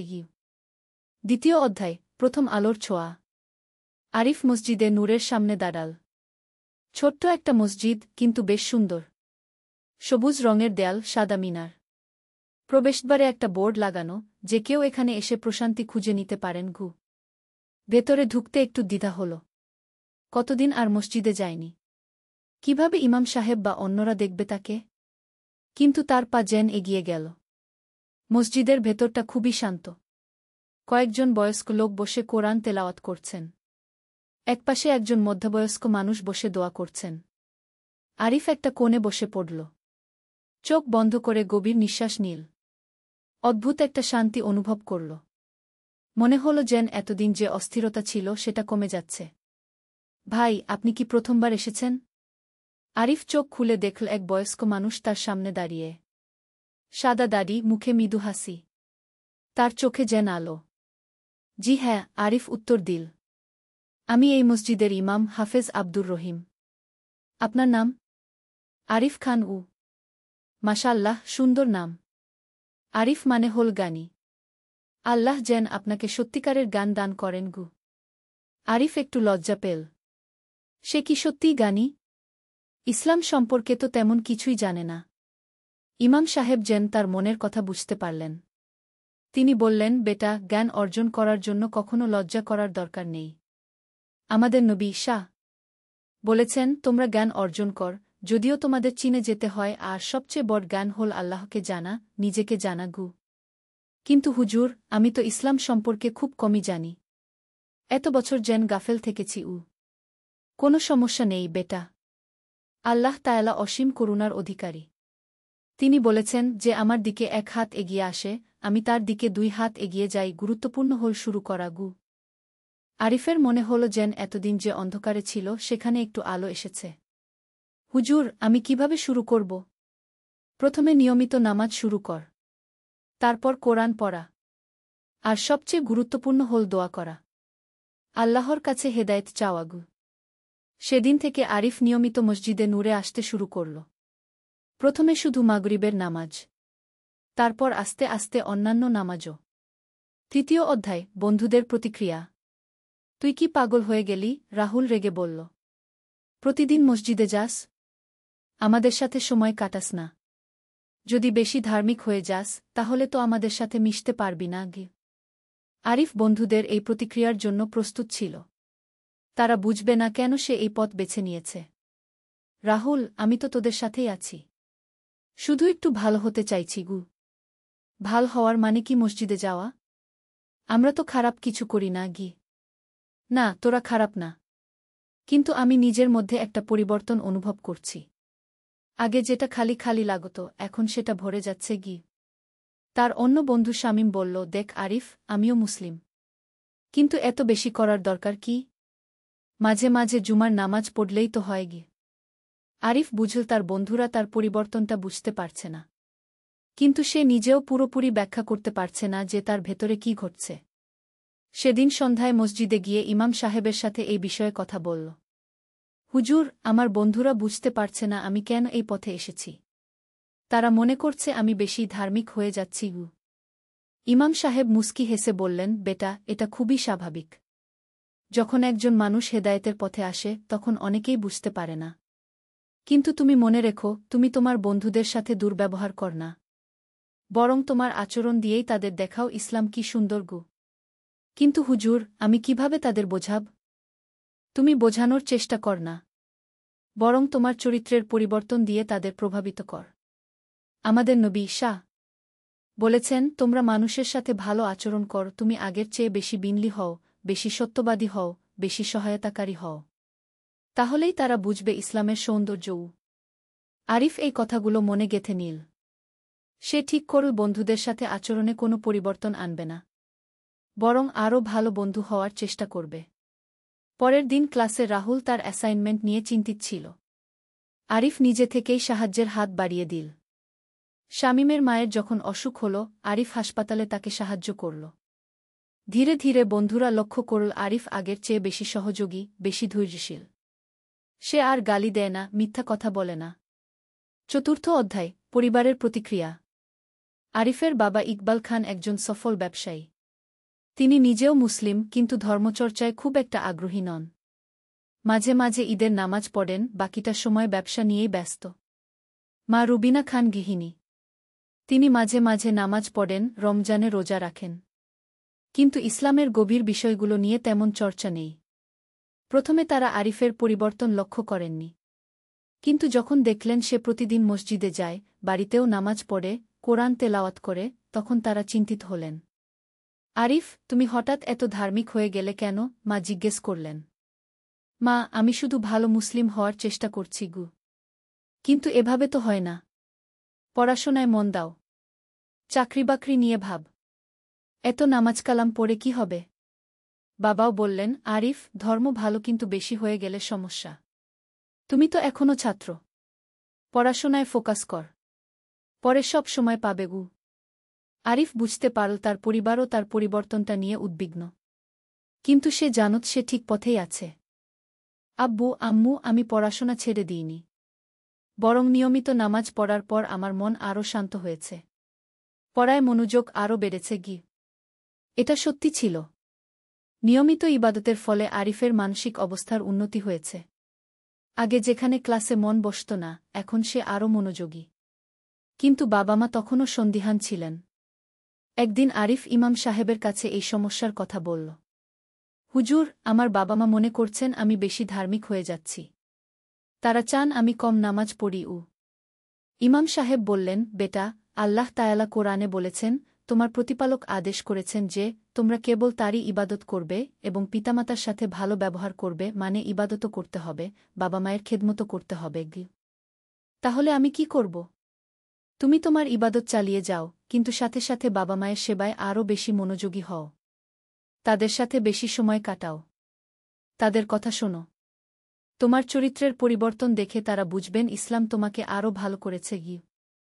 আরিফ এই পরামর্শ মেনে চলার চেষ্টা করল। সে মায়ের রান্নার কাজে সাহায্য করতে শুরু করল। বাবার সাথে তার ব্যবসার বিষয়ে আলোচনা করত। পারিবারিক সব অনুষ্ঠানে অংশ নিত। ধীরে ধীরে বাবা-মা দেখলেন আরিফ আগের চেয়ে বেশি বাধ্য, বেশি শ্রদ্ধাশীল। তখন তারাও বুঝতে পারলেন যে ইসলামী শিক্ষা আরিফকে খারাপ করেনি, বরং আরও ভালো করেছে। পঞ্চম অধ্যায়, পরীক্ষার সময়। আরিফের ফাইনাল পরীক্ষা এগিয়ে আসছে। এই পরীক্ষার ফলাফলের উপর তার ভবিষ্যৎ নির্ভর করছে। ভালো রেজাল্ট হলে ভালো কোম্পানিতে চাকরি পাবে। বন্ধুরা সবাই অনেক টেনশনে। রাতদিন পড়াশোনা করছে। অনেকে ঘুমের ওষুধ খাচ্ছে। কেউ কেউ আবার অতিরিক্ত চাকফি খেয়ে রাত জেগে পড়ছে। কিন্তু আরিফ অন্যরকম। সে তার রুটিন ঠিক রেখেছে। 5 ওয়াক্ত নামাজ, কোরআন তেলাওয়াত, তারপর পড়াশোনা। রাতে তাহাজ্জুদ নামাজ পড়ে আল্লাহর কাছে সাহায্য চায়। আরিফ, তুই পাগল নাকি? রাহুল বলল। এত গুরুত্বপূর্ণ পরীক্ষার আগে তুই নামাজ কালাম নিয়ে পড়ে আছিস? সারাদিন পড়াশোনা কর। রাহুল, আমি তো পড়াশোনা করছি, কিন্তু আল্লাহর উপর ভরসাও রাখছি। আল্লাহ আর তোর পড়াশোনা করে দেবে নাকি? আরিফ হাসল। না, কিন্তু আল্লাহ আমাকে সঠিক পথ দেখাবেন। আমার মন শান্ত রাখবেন। আর মনে রাখিস, আল্লাহ যার সাহায্য করেন তাকে কেউ ক্ষতি করতে পারে না। পরীক্ষার আগের দিন রাতে আরিফ বিশেষ দোয়া করল। সে আল্লাহর কাছে চাইল যেন তার পরীক্ষা ভালো হয়, যেন সে এমন চাকরি পায় যেটা দিয়ে সে আল্লাহর পথে কাজ করতে পারে। পরীক্ষার দিন আরিফ ভোর 5টায় উঠল। ফজরের নামাজ পড়ে কোরআন তেলাওয়াত করল। তারপর একটু পড়াশোনা করে পরীক্ষার হলে গেল। পরীক্ষার হলে ঢুকে সবার আগে বিসমিল্লাহির রহমানির রাহিম বলে শুরু করল। দেখো, সব প্রশ্নই তার জানা। মনে মনে আল্লাহর শুকরিয়া আদায় করল। প্রতিটি পরীক্ষায় আরিফের খুব ভালো হল। অন্যদিকে তার বন্ধুরা অনেকেই অসুস্থ হয়ে পড়েছে অতিরিক্ত চাপের কারণে। কেউ কেউ পরীক্ষার হলেই অসুস্থ হয়ে গেছে। পরীক্ষা শেষে রাহুল বলল, আরিফ, তুই কেমন করলি? আল্লাহর রহমতে ভালো হয়েছে। সত্যি, তুই অন্যদের চেয়ে অনেক শান্ত ছিলি। আমরা সবাই প্রায় পাগল হয়ে গিয়েছিলাম। আরিফ বুঝতে পারল আল্লাহর উপর ভরসা রাখার শক্তি। যারা শুধু নিজেদের উপর নির্ভর করে তারা চাপে ভেঙে পড়ে। কিন্তু যারা আল্লাহর উপর ভরসা রাখে তারা সব পরিস্থিতিতেই শান্ত থাকে। ষষ্ঠ অধ্যায়, ফলাফল এবং নতুন সিদ্ধান্ত। পরীক্ষার ফলাফল প্রকাশের দিন আরিফ ফজরের নামাজের পর বিশেষ দোয়া করল। সে আল্লাহর কাছে চাইল যেন ফলাফল যাই হোক সেটা তার জন্য মঙ্গলজনক হয়। ফলাফল দেখে সবাই অবাক। আরিফ ক্লাসে প্রথম হয়েছে। তার খিফা 3.95 আউট অফ 4.00। বন্ধুরা তো অবাক। আরিফ, তুই কিভাবে এত ভাল করলি? আমরা যারা দিনরাত পড়েছি তাদের চেয়েও ভালো। আরিফ বিনয়ের সাথে বলল, এটা আল্লাহর রহমত। তিনি চাইলে অল্প পড়েও অনেক কিছু মনে থাকে। ভাল ফলাফলের খবর শুনে অনেক নামী কোম্পানি থেকে আরিফের কাছে চাকরির অফার আসতে শুরু করল। বাবা-মা খুশিতে আটখানা। দেখেছ আরিফ, মা বললেন, আল্লাহ তোমার ভালো করেছেন। এখন ভালো কোম্পানিতে চাকরি নিয়ে সেটেল হয়ে যাও। কিন্তু আরিফের মনে অন্য চিন্তা। এত সুন্দর ফলাফল আল্লাহ তাকে দিয়েছেন, এখন সে কিভাবে এই সুযোগটা ব্যবহার করবে শুধু নিজের জন্য? সে তো চায় সমাজের মানুষের কল্যাণে কাজ করতে। একদিন সে ইমাম সাহেবের সাথে এই বিষয়ে কথা বলল। হুজুর, আমার কাছে অনেক ভালো চাকরির অফার এসেছে। কিন্তু আমার ইচ্ছা হচ্ছে এমন কিছু করার যেটা দিয়ে মানুষের উপকার হয়। ইমাম সাহেব মুচকি হেসে বললেন, মাশাআল্লাহ, আল্লাহ তোমার হৃদয়ে খেদমতের ভাব দিয়েছেন। এটা অনেক বড় নেয়ামত। তুমি কি করতে চাও? আমি ভাবছি এমন কিছু করব যেটা দিয়ে সমাজের দরিদ্র মানুষদের সাহায্য করা যায়। হয়তো একটা গো বানাব, অথবা এমন কোনো টেকনোলজি বানাব যেটা গরিব মানুষের কাজে লাগে। খুবই ভালো চিন্তা। কিন্তু বেটা, একটা কথা মনে রেখো। দুনিয়ার কাজ করতে গেলেও দুনিয়ার গান লাগে। তুমি প্রথমে কোনো ভালো কোম্পানিতে চাকরি করে অভিজ্ঞতা অর্জন কর। টাকা পয়সা জমাও। তারপর নিজের প্রজেক্ট শুরু করগু। আরিফ বুঝল ইমাম সাহেবের কথা ঠিক। তাড়াহুড়ো করে কিছু করলে হয়তো সফল হবে না। সে সিদ্ধান্ত নিল একটা ভালো কোম্পানিতে চাকরি নেবে। কিছু বছর কাজ করে অভিজ্ঞতা ও পুঁজি জমিয়ে তারপর নিজের স্বপ্নের প্রজেক্ট শুরু করবে। টেকনেক্স সলিউশনস কি নামের একটা কোম্পানিতে সে সফটওয়্যার ইঞ্জিনিয়ার হিসেবে যোগ দিল। কোম্পানিটা বেশ নামি, ভালো স্যালারিও। 7ম অধ্যায়, চাকরির জীবনে নতুন চ্যালেঞ্জ। চাকরি শুরু করার পর আরিফ নতুন এক চ্যালেঞ্জের মুখে পড়ল। অফিসের পরিবেশ একেবারে আলাদা। বেশিরভাগ সহকর্মী ধর্মের ব্যাপারে উদাসীন। কেউ কেউ আবার ধর্ম নিয়ে ব্যঙ্গবিদ্রূপ করে। প্রথম দিন যখন জোহরের নামাজের সময় হল, আরিফ বসের কাছে গিয়ে বলল, স্যার, আমি একটু নামাজ পড়ে আসি। বস মিস্টার রহমান একটু অবাক হয়ে বললেন, নামাজ? অফিস টাইমে? জি স্যার, শুধু 5 মিনিট লাগবে গু। ওকে, তবে কাজ যেন বিঘ্নিত না হয় গু। আরিফ অফিসের একটা শান্ত কোণে নামাজ পড়ল। কিছু সহকর্মী তাকে অদ্ভুত চোখে দেখল। একজন বলল, আরিফ, তুমি তো দেখি খুব ধার্মিক। আজকালকার যুগে এসব কে করে? আরিফ হাসি মুখে বলল, ভাই, এটা আমার ব্যক্তিগত বিশ্বাস। আমি মনে করি নামাজ পড়লে মন শান্ত থাকে, কাজেও মনোযোগ বাড়ে। প্রথম সপ্তাহেই আরিফ বুঝল এই পরিবেশে তার ধর্মীয় মূল্যবোধ বজায় রাখা সহজ হবে না। অনেকেই বলে যে ধর্ম পুরানো ধ্যানধারণা, আধুনিক যুগে এর কোনো প্রয়োজন নেই। কিন্তু আরিফ দৃঢ় সংকল্প নিয়েছিল। সে কারো সাথে বিতর্কে জড়াবে না, শুধু নিজের আচরণ দিয়ে প্রমাণ করবে ইসলামের সৌন্দর্য। একদিন অফিসে একটা বড় প্রজেক্টের ডেডলাইনের চাপ। সবাই অনেক টেনশনে। অনেকেই রেগে যাচ্ছে, চিৎকার করছে। কিন্তু আরিফ শান্ত মাথায় কাজ করে যাচ্ছে। কেউ কোনো সমস্যায় পড়লে সে সাহায্য করছে। কারো সাথে খারাপ কথা বলছে না। তার টিম লিডার রিফাত স্যার লক্ষ্য করলেন আরিফের আচরণ। আরিফ, তুমি এত চাপের মধ্যেও কিভাবে এত শান্ত থাক? স্যার, আমি বিশ্বাস করি আল্লাহ যেটা ভালো মনে করেন সেটাই হয়। তাই টেনশন করে লাভ নেই, বরং সর্বোচ্চ চেষ্টা করে যেতে হয়। রিফাত স্যার ভাবল। তিনি নিজেও মুসলিম, কিন্তু ইসলাম নিয়ে এভাবে কখনো ভাবেননি। সেই প্রজেক্টে আরিফের পারফরম্যান্স সবার চেয়ে ভালো হল। সে সময়মত কাজ শেষ করল, কোনো ভুল ছিল না। এরপর থেকে অনেক সহকর্মী আরিফকে অন্য চোখে দেখতে শুরু করল। তারা বুঝতে পারল ধর্ম মানুষকে দুর্বল করে না, বরং শক্তিশালী করে। 8ম অধ্যায়, সামাজিক দায়বদ্ধতা। চাকরি শুরু করার 6 মাস পর আরিফ তার প্রথম স্যালারি পেল। ভালো পরিমাণ টাকা। বাবা মা খুশি যে তাদের ছেলে এত সুন্দর আয় করছে। কিন্তু আরিফের মনে অন্য চিন্তা। এই টাকা দিয়ে সে কি করবে? সে ইমাম সাহেবের কাছে গিয়ে বলল, হুজুর, আল্লাহ আমাকে এত সুন্দর একটা চাকরি দিয়েছেন। এখন আমি কিভাবে এই নিয়ামতের শুকরিয়া আদায় করব? ইমাম সাহেব বললেন, প্রথমে জাকাত আদায় কর। তারপর সাধ্যমতো সাদকা কর। আর সবচেয়ে গুরুত্বপূর্ণ হল, যারা তোমার সাহায্যের প্রয়োজন তাদের পাশে দাঁড়াও। আরিফ তার স্যালারির একটা অংশ দিয়ে মসজিদে নূরের পাশের এলাকার গরিব পরিবারগুলোকে সাহায্য করতে শুরু করল। কিন্তু সে চাইল না সবাই জানুক যে সে সাহায্য করছে। একদিন সে দেখল তার পাশের বাড়ির কামাল মিয়ার ছেলে রিকশা চালায়, কিন্তু স্কুলে যেতে পারে না কারণ বই কিনতে পারে না। আরিফ গোপনে ওই ছেলের মাকে বলল, আপা, আপনার ছেলেকে স্কুলে পাঠান। বইখাতার টাকা আমি দেবঘু। কিন্তু ভাই, আমরা কিভাবে এত টাকা ফেরত দেব? ফেরত দেওয়ার দরকার নেই। আপনি শুধু দোয়া করবেন গু। এভাবে আস্তে আস্তে আরিফ পাড়ার কয়েকটা গরিব পরিবারের সন্তানদের লেখাপড়ার খরচ দিতে শুরু করল। একদিন অফিসে তার সহকর্মী নাহিদ বলল, আরিফ, তুমি কি কোনো এনজিওতে কাজ কর? না তো, কেন? আমার বাড়ির পাশেই তোমার এলাকা। শুনলাম তুমি অনেক গরিব বাচ্চাদের পড়াশোনার খরচ দিচ্ছ। আরিফ একটু লজ্জা পেল। সে চায়নি এই খবর প্রকাশ পাক। এটা তো আমার ব্যক্তিগত ব্যাপার। না না, খারাপ কিছু বলছি না। বরং তোমাকে দেখে আমারও ইচ্ছা হচ্ছে এরকম কিছু করার। আরিফ খুশি হয়ে বলল, চল তাহলে একসাথে করি। আমি যে এলাকায় কাজ করি তুমিও যোগ দিতে পারো। এভাবে ধীরে ধীরে অফিসের আরও কয়েকজন তাদের সাথে যোগ দিল। তারা একটা ছোট্ট গ্রুপ বানাল, শিক্ষার আলো। উদ্দেশ্য হল গরিব পরিবারের বাচ্চাদের শিক্ষার ব্যবস্থা করা। মজার ব্যাপার হল, এই কাজে যোগ দেওয়ার পর অফিসের অনেকেই ইসলাম নিয়ে আগ্রহী হয়ে উঠল। তারা বুঝতে পারল ইসলাম শুধু নামাজ রোজা নয়, বরং মানুষের সেবা করাও ইসলামের একটা গুরুত্বপূর্ণ অংশ। নবম অধ্যায়, প্রেম ও বিবাহ।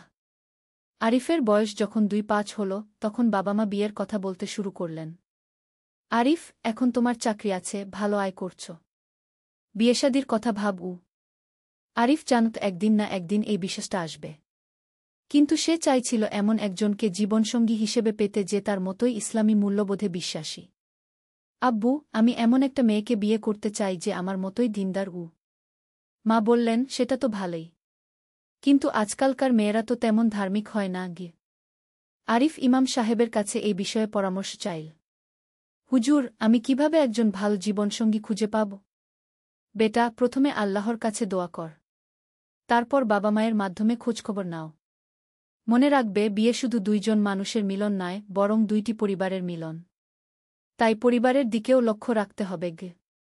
কিছুদিন পর মায়ের এক বান্ধবীর মেয়ের সাথে আরিফের বিয়ের প্রস্তাব এল। মেয়েটির নাম ফাতিমা, কম্পিউটার সায়েন্সেই পড়াশোনা করেছে, এখন একটা স্কুলে এক টিচার হিসেবে কাজ করে। আরিফের পরিবার যখন ফাতিমার পরিবারের সাথে কথা বলল, তখন জানা গেল ফাতিমা নিয়মিত নামাজ পড়ে, কোরআন তেলাওয়াত করে। সে তার স্কুলের গরিব ছাত্রীদের বিনামূল্যে কম্পিউটার শেখায়। 2 পরিবারের সম্মতিতে আরিফ ও ফাতিমার একটি আনুষ্ঠানিক দেখাশোনার আয়োজন হল। ফাতিমাকে দেখে আরিফের মনে হল এই মেয়েটির মধ্যে সত্যিই আল্লাহর নূর আছে। তার কথাবার্তায়, চলাফেরায় ইসলামী আদব প্রকাশ পায়। ফাতিমাও আরিফের ব্যক্তিত্বে মুগ্ধ হল। সে বুঝতে পারল আরিফ শুধু বাইরে থেকে ধার্মিক নয়, বরং সত্যিকারের একজন ভালো মানুষ।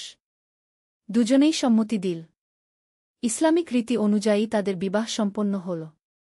বিয়ের অনুষ্ঠানে বেশি জাঁকজমক করা হয়নি, বরং সাদাসিধে কিন্তু অর্থপূর্ণ অনুষ্ঠান হয়েছিল। বিয়ের পর আরিফ বুঝতে পারল আল্লাহ তাকে কি সুন্দর একজন জীবনসঙ্গী দিয়েছেন। ফাতিমা শুধু একজন ভালো স্ত্রী নয়, বরং ইসলামী জীবনযাত্রায় তার সহযোগী। তারা দুজনে মিলে একটি সুন্দর ইসলামী পরিবার গড়ে তুলতে শুরু করল। 10ম অধ্যায়, নতুন প্রজেক্ট। বিয়ের 2 বছর পর আরিফ তার দীর্ঘদিনের স্বপ্নের কথা ফাতিমাকে বলল। ফাতিমা, আমি চাই একটা সোশ্যাল এন্টারপ্রাইজ শুরু করতে, এমন কিছু যেটা দিয়ে গরিব মানুষদের জীবনমান উন্নত করা যায়। ফাতিমা খুশি হয়ে বলল, এটা তো দারুণ আইডিয়া। তুমি কি ধরনের প্রজেক্ট ভাবছ? আমি ভাবছি একটা মোবাইল অ্যাপ বানাব যেটার মাধ্যমে গ্রামের মানুষরা সরাসরি শহরের বাজারে তাদের পণ্য বিক্রি করতে পারবে। মধ্যস্বত্বভোগীদের কারণে তারা ন্যায্য দাম পায় না। চমৎকার! আমিও তোমার সাথে কাজ করতে চাই। আমি ইউজার ট্রেনিং আর কাস্টমার সাপোর্টের দায়িত্ব নিতে পারি। আরিফ খুশি হয়ে গেল। তার জীবনসঙ্গী শুধু তাকে সাপোর্ট করছে না, বরং সক্রিয়ভাবে অংশগ্রহণ করতে চাইছে। তারা তাদের সঞ্চিত টাকা দিয়ে চিক্ষেত টু মার্কেট নামে একটা স্টার্টআপ শুরু করল। এই অ্যাপের মাধ্যমে কৃষকরা সরাসরি কনজিউমারদের কাছে তাদের পণ্য বিক্রি করতে পারে। প্রথম দিকে অনেক সমস্যা হয়েছিল। গ্রামের কৃষকরা স্মার্টফোন ব্যবহার করতে জানে না। শহরের মানুষরা অনলাইনে কৃষিপণ্য কিনতে অভ্যস্ত নয়। কিন্তু আরিফ ও ফাতিমা হাল ছাড়ল না। তারা নিজেরা গ্রামে গিয়ে কৃষকদের ট্রেনিং দিতে শুরু করল। শহরে বিভিন্ন এলাকায় গিয়ে মানুষদের বোঝাতে শুরু করল কিভাবে তারা সরাসরি কৃষকদের কাছ থেকে তাজা পণ্য কিনতে পারে। ধীরে ধীরে তাদের ব্যবসা জমতে শুরু করল। প্রথম বছরেই 500 কৃষক তাদের প্ল্যাটফর্মে যোগ দিল। একদিন একজন কৃষক আরিফকে বলল, ভাই, আপনাদের এই অ্যাপের কারণে আমি আমার ধানের দ্বিগুণ দাম পেয়েছি। আমার সন্তানদের এবার ভালো স্কুলে ভর্তি করাতে পারব। এই কথা শুনে আরিফের চোখে পানি এসে গেল। সে বুঝতে পারল এটাই হল সত্যিকারের সফলতা। শুধু টাকা কামানো নয়, বরং মানুষের জীবনে ইতিবাচক পরিবর্তন আনা। 11ম অধ্যায়, সন্তান ও দায়িত্ব। আরিফ ও ফাতিমার প্রথম সন্তান হওয়ার পর তাদের জীবনে নতুন মাত্রা যোগ হল। ছেলের নাম রাখল ইউসুফ। সন্তান হওয়ার পর আরিফ বুঝতে পারল এখন তার দায়িত্ব অনেক বেড়ে গেছে। সে শুধু নিজের জন্য নয়, বরং একটি পরবর্তী প্রজন্মের জন্যও দায়ী। ফাতিমা, আমি চাই আমাদের ইউসুফ যেন একজন ভালো মানুষ হয়। তার চরিত্র যেন ইসলামী মূল্যবোধে গড়ে ওঠে গি। হ্যাঁ আরিফ, আমরা তাকে শুধু দুনিয়ার শিক্ষা নয় বরং আখেরাতের শিক্ষাও দেব। ইউসুফের জন্মের পর থেকেই তারা তার কানে প্রতিদিন কোরআন তেলাওয়াত করতেন। ছোট থেকেই তাকে ইসলামী গল্প শোনাতেন। কিন্তু একই সাথে তারা লক্ষ্য রাখতেন যেন ইউসুফ আধুনিক শিক্ষাও পায়। তারা চাইতেন না তাদের ছেলে অন্ধ ধার্মিক হয়ে উঠুক, বরং হয়ে উঠুক একজন আলোকিত মুসলিম। যখন ইউসুফের বয়স 5 বছর, তখন একদিন সে বাবাকে জিজ্ঞেস করল, আব্বু, আল্লাহ কোথায়? আরিফ বুঝতে পারল এটা একটা গুরুত্বপূর্ণ প্রশ্ন। ছোট একটা মন কিভাবে আল্লাহকে বুঝবে? বেটা ইউসুফ, আল্লাহ সর্বত্র আছেন। তুমি তাকে দেখতে পাও না, কিন্তু তিনি তোমাকে দেখতে পান। যেমন বাতাস, তুমি দেখতে পাও না, কিন্তু অনুভব করতে পারো। তাহলে আল্লাহ আমার সাথে কথা বলেন না কেন? আল্লাহ তোমার সাথে কথা বলেন, কিন্তু সেটা অন্যভাবে। যখন তুমি ভালো কাজ কর, তখন মন খুশি হ, এটা আল্লাহর ইশারা। যখন খারাপ কিছু করতে যাও, তখন মন বলে এটা ঠিক নয়, এটাও আল্লাহর ইশারা গু। ইউসুফ মাথা নেড়ে বলল, এখন বুঝতে পারছি আব্বু গু। আরিফ বুঝতে পারল পরবর্তী প্রজন্মকে ইসলাম শেখানোর সবচেয়ে ভালো উপায় হল তাদের প্রশ্নের উত্তর ধৈর্য সহকারে দেওয়া, তাদের সাথে আল্লাহর সম্পর্ক তৈরি করে দেওয়া। দ্বাদশ অধ্যায়, কমিউনিটি লিডারশিপ। আরিফের বয়স যখন 3 তখন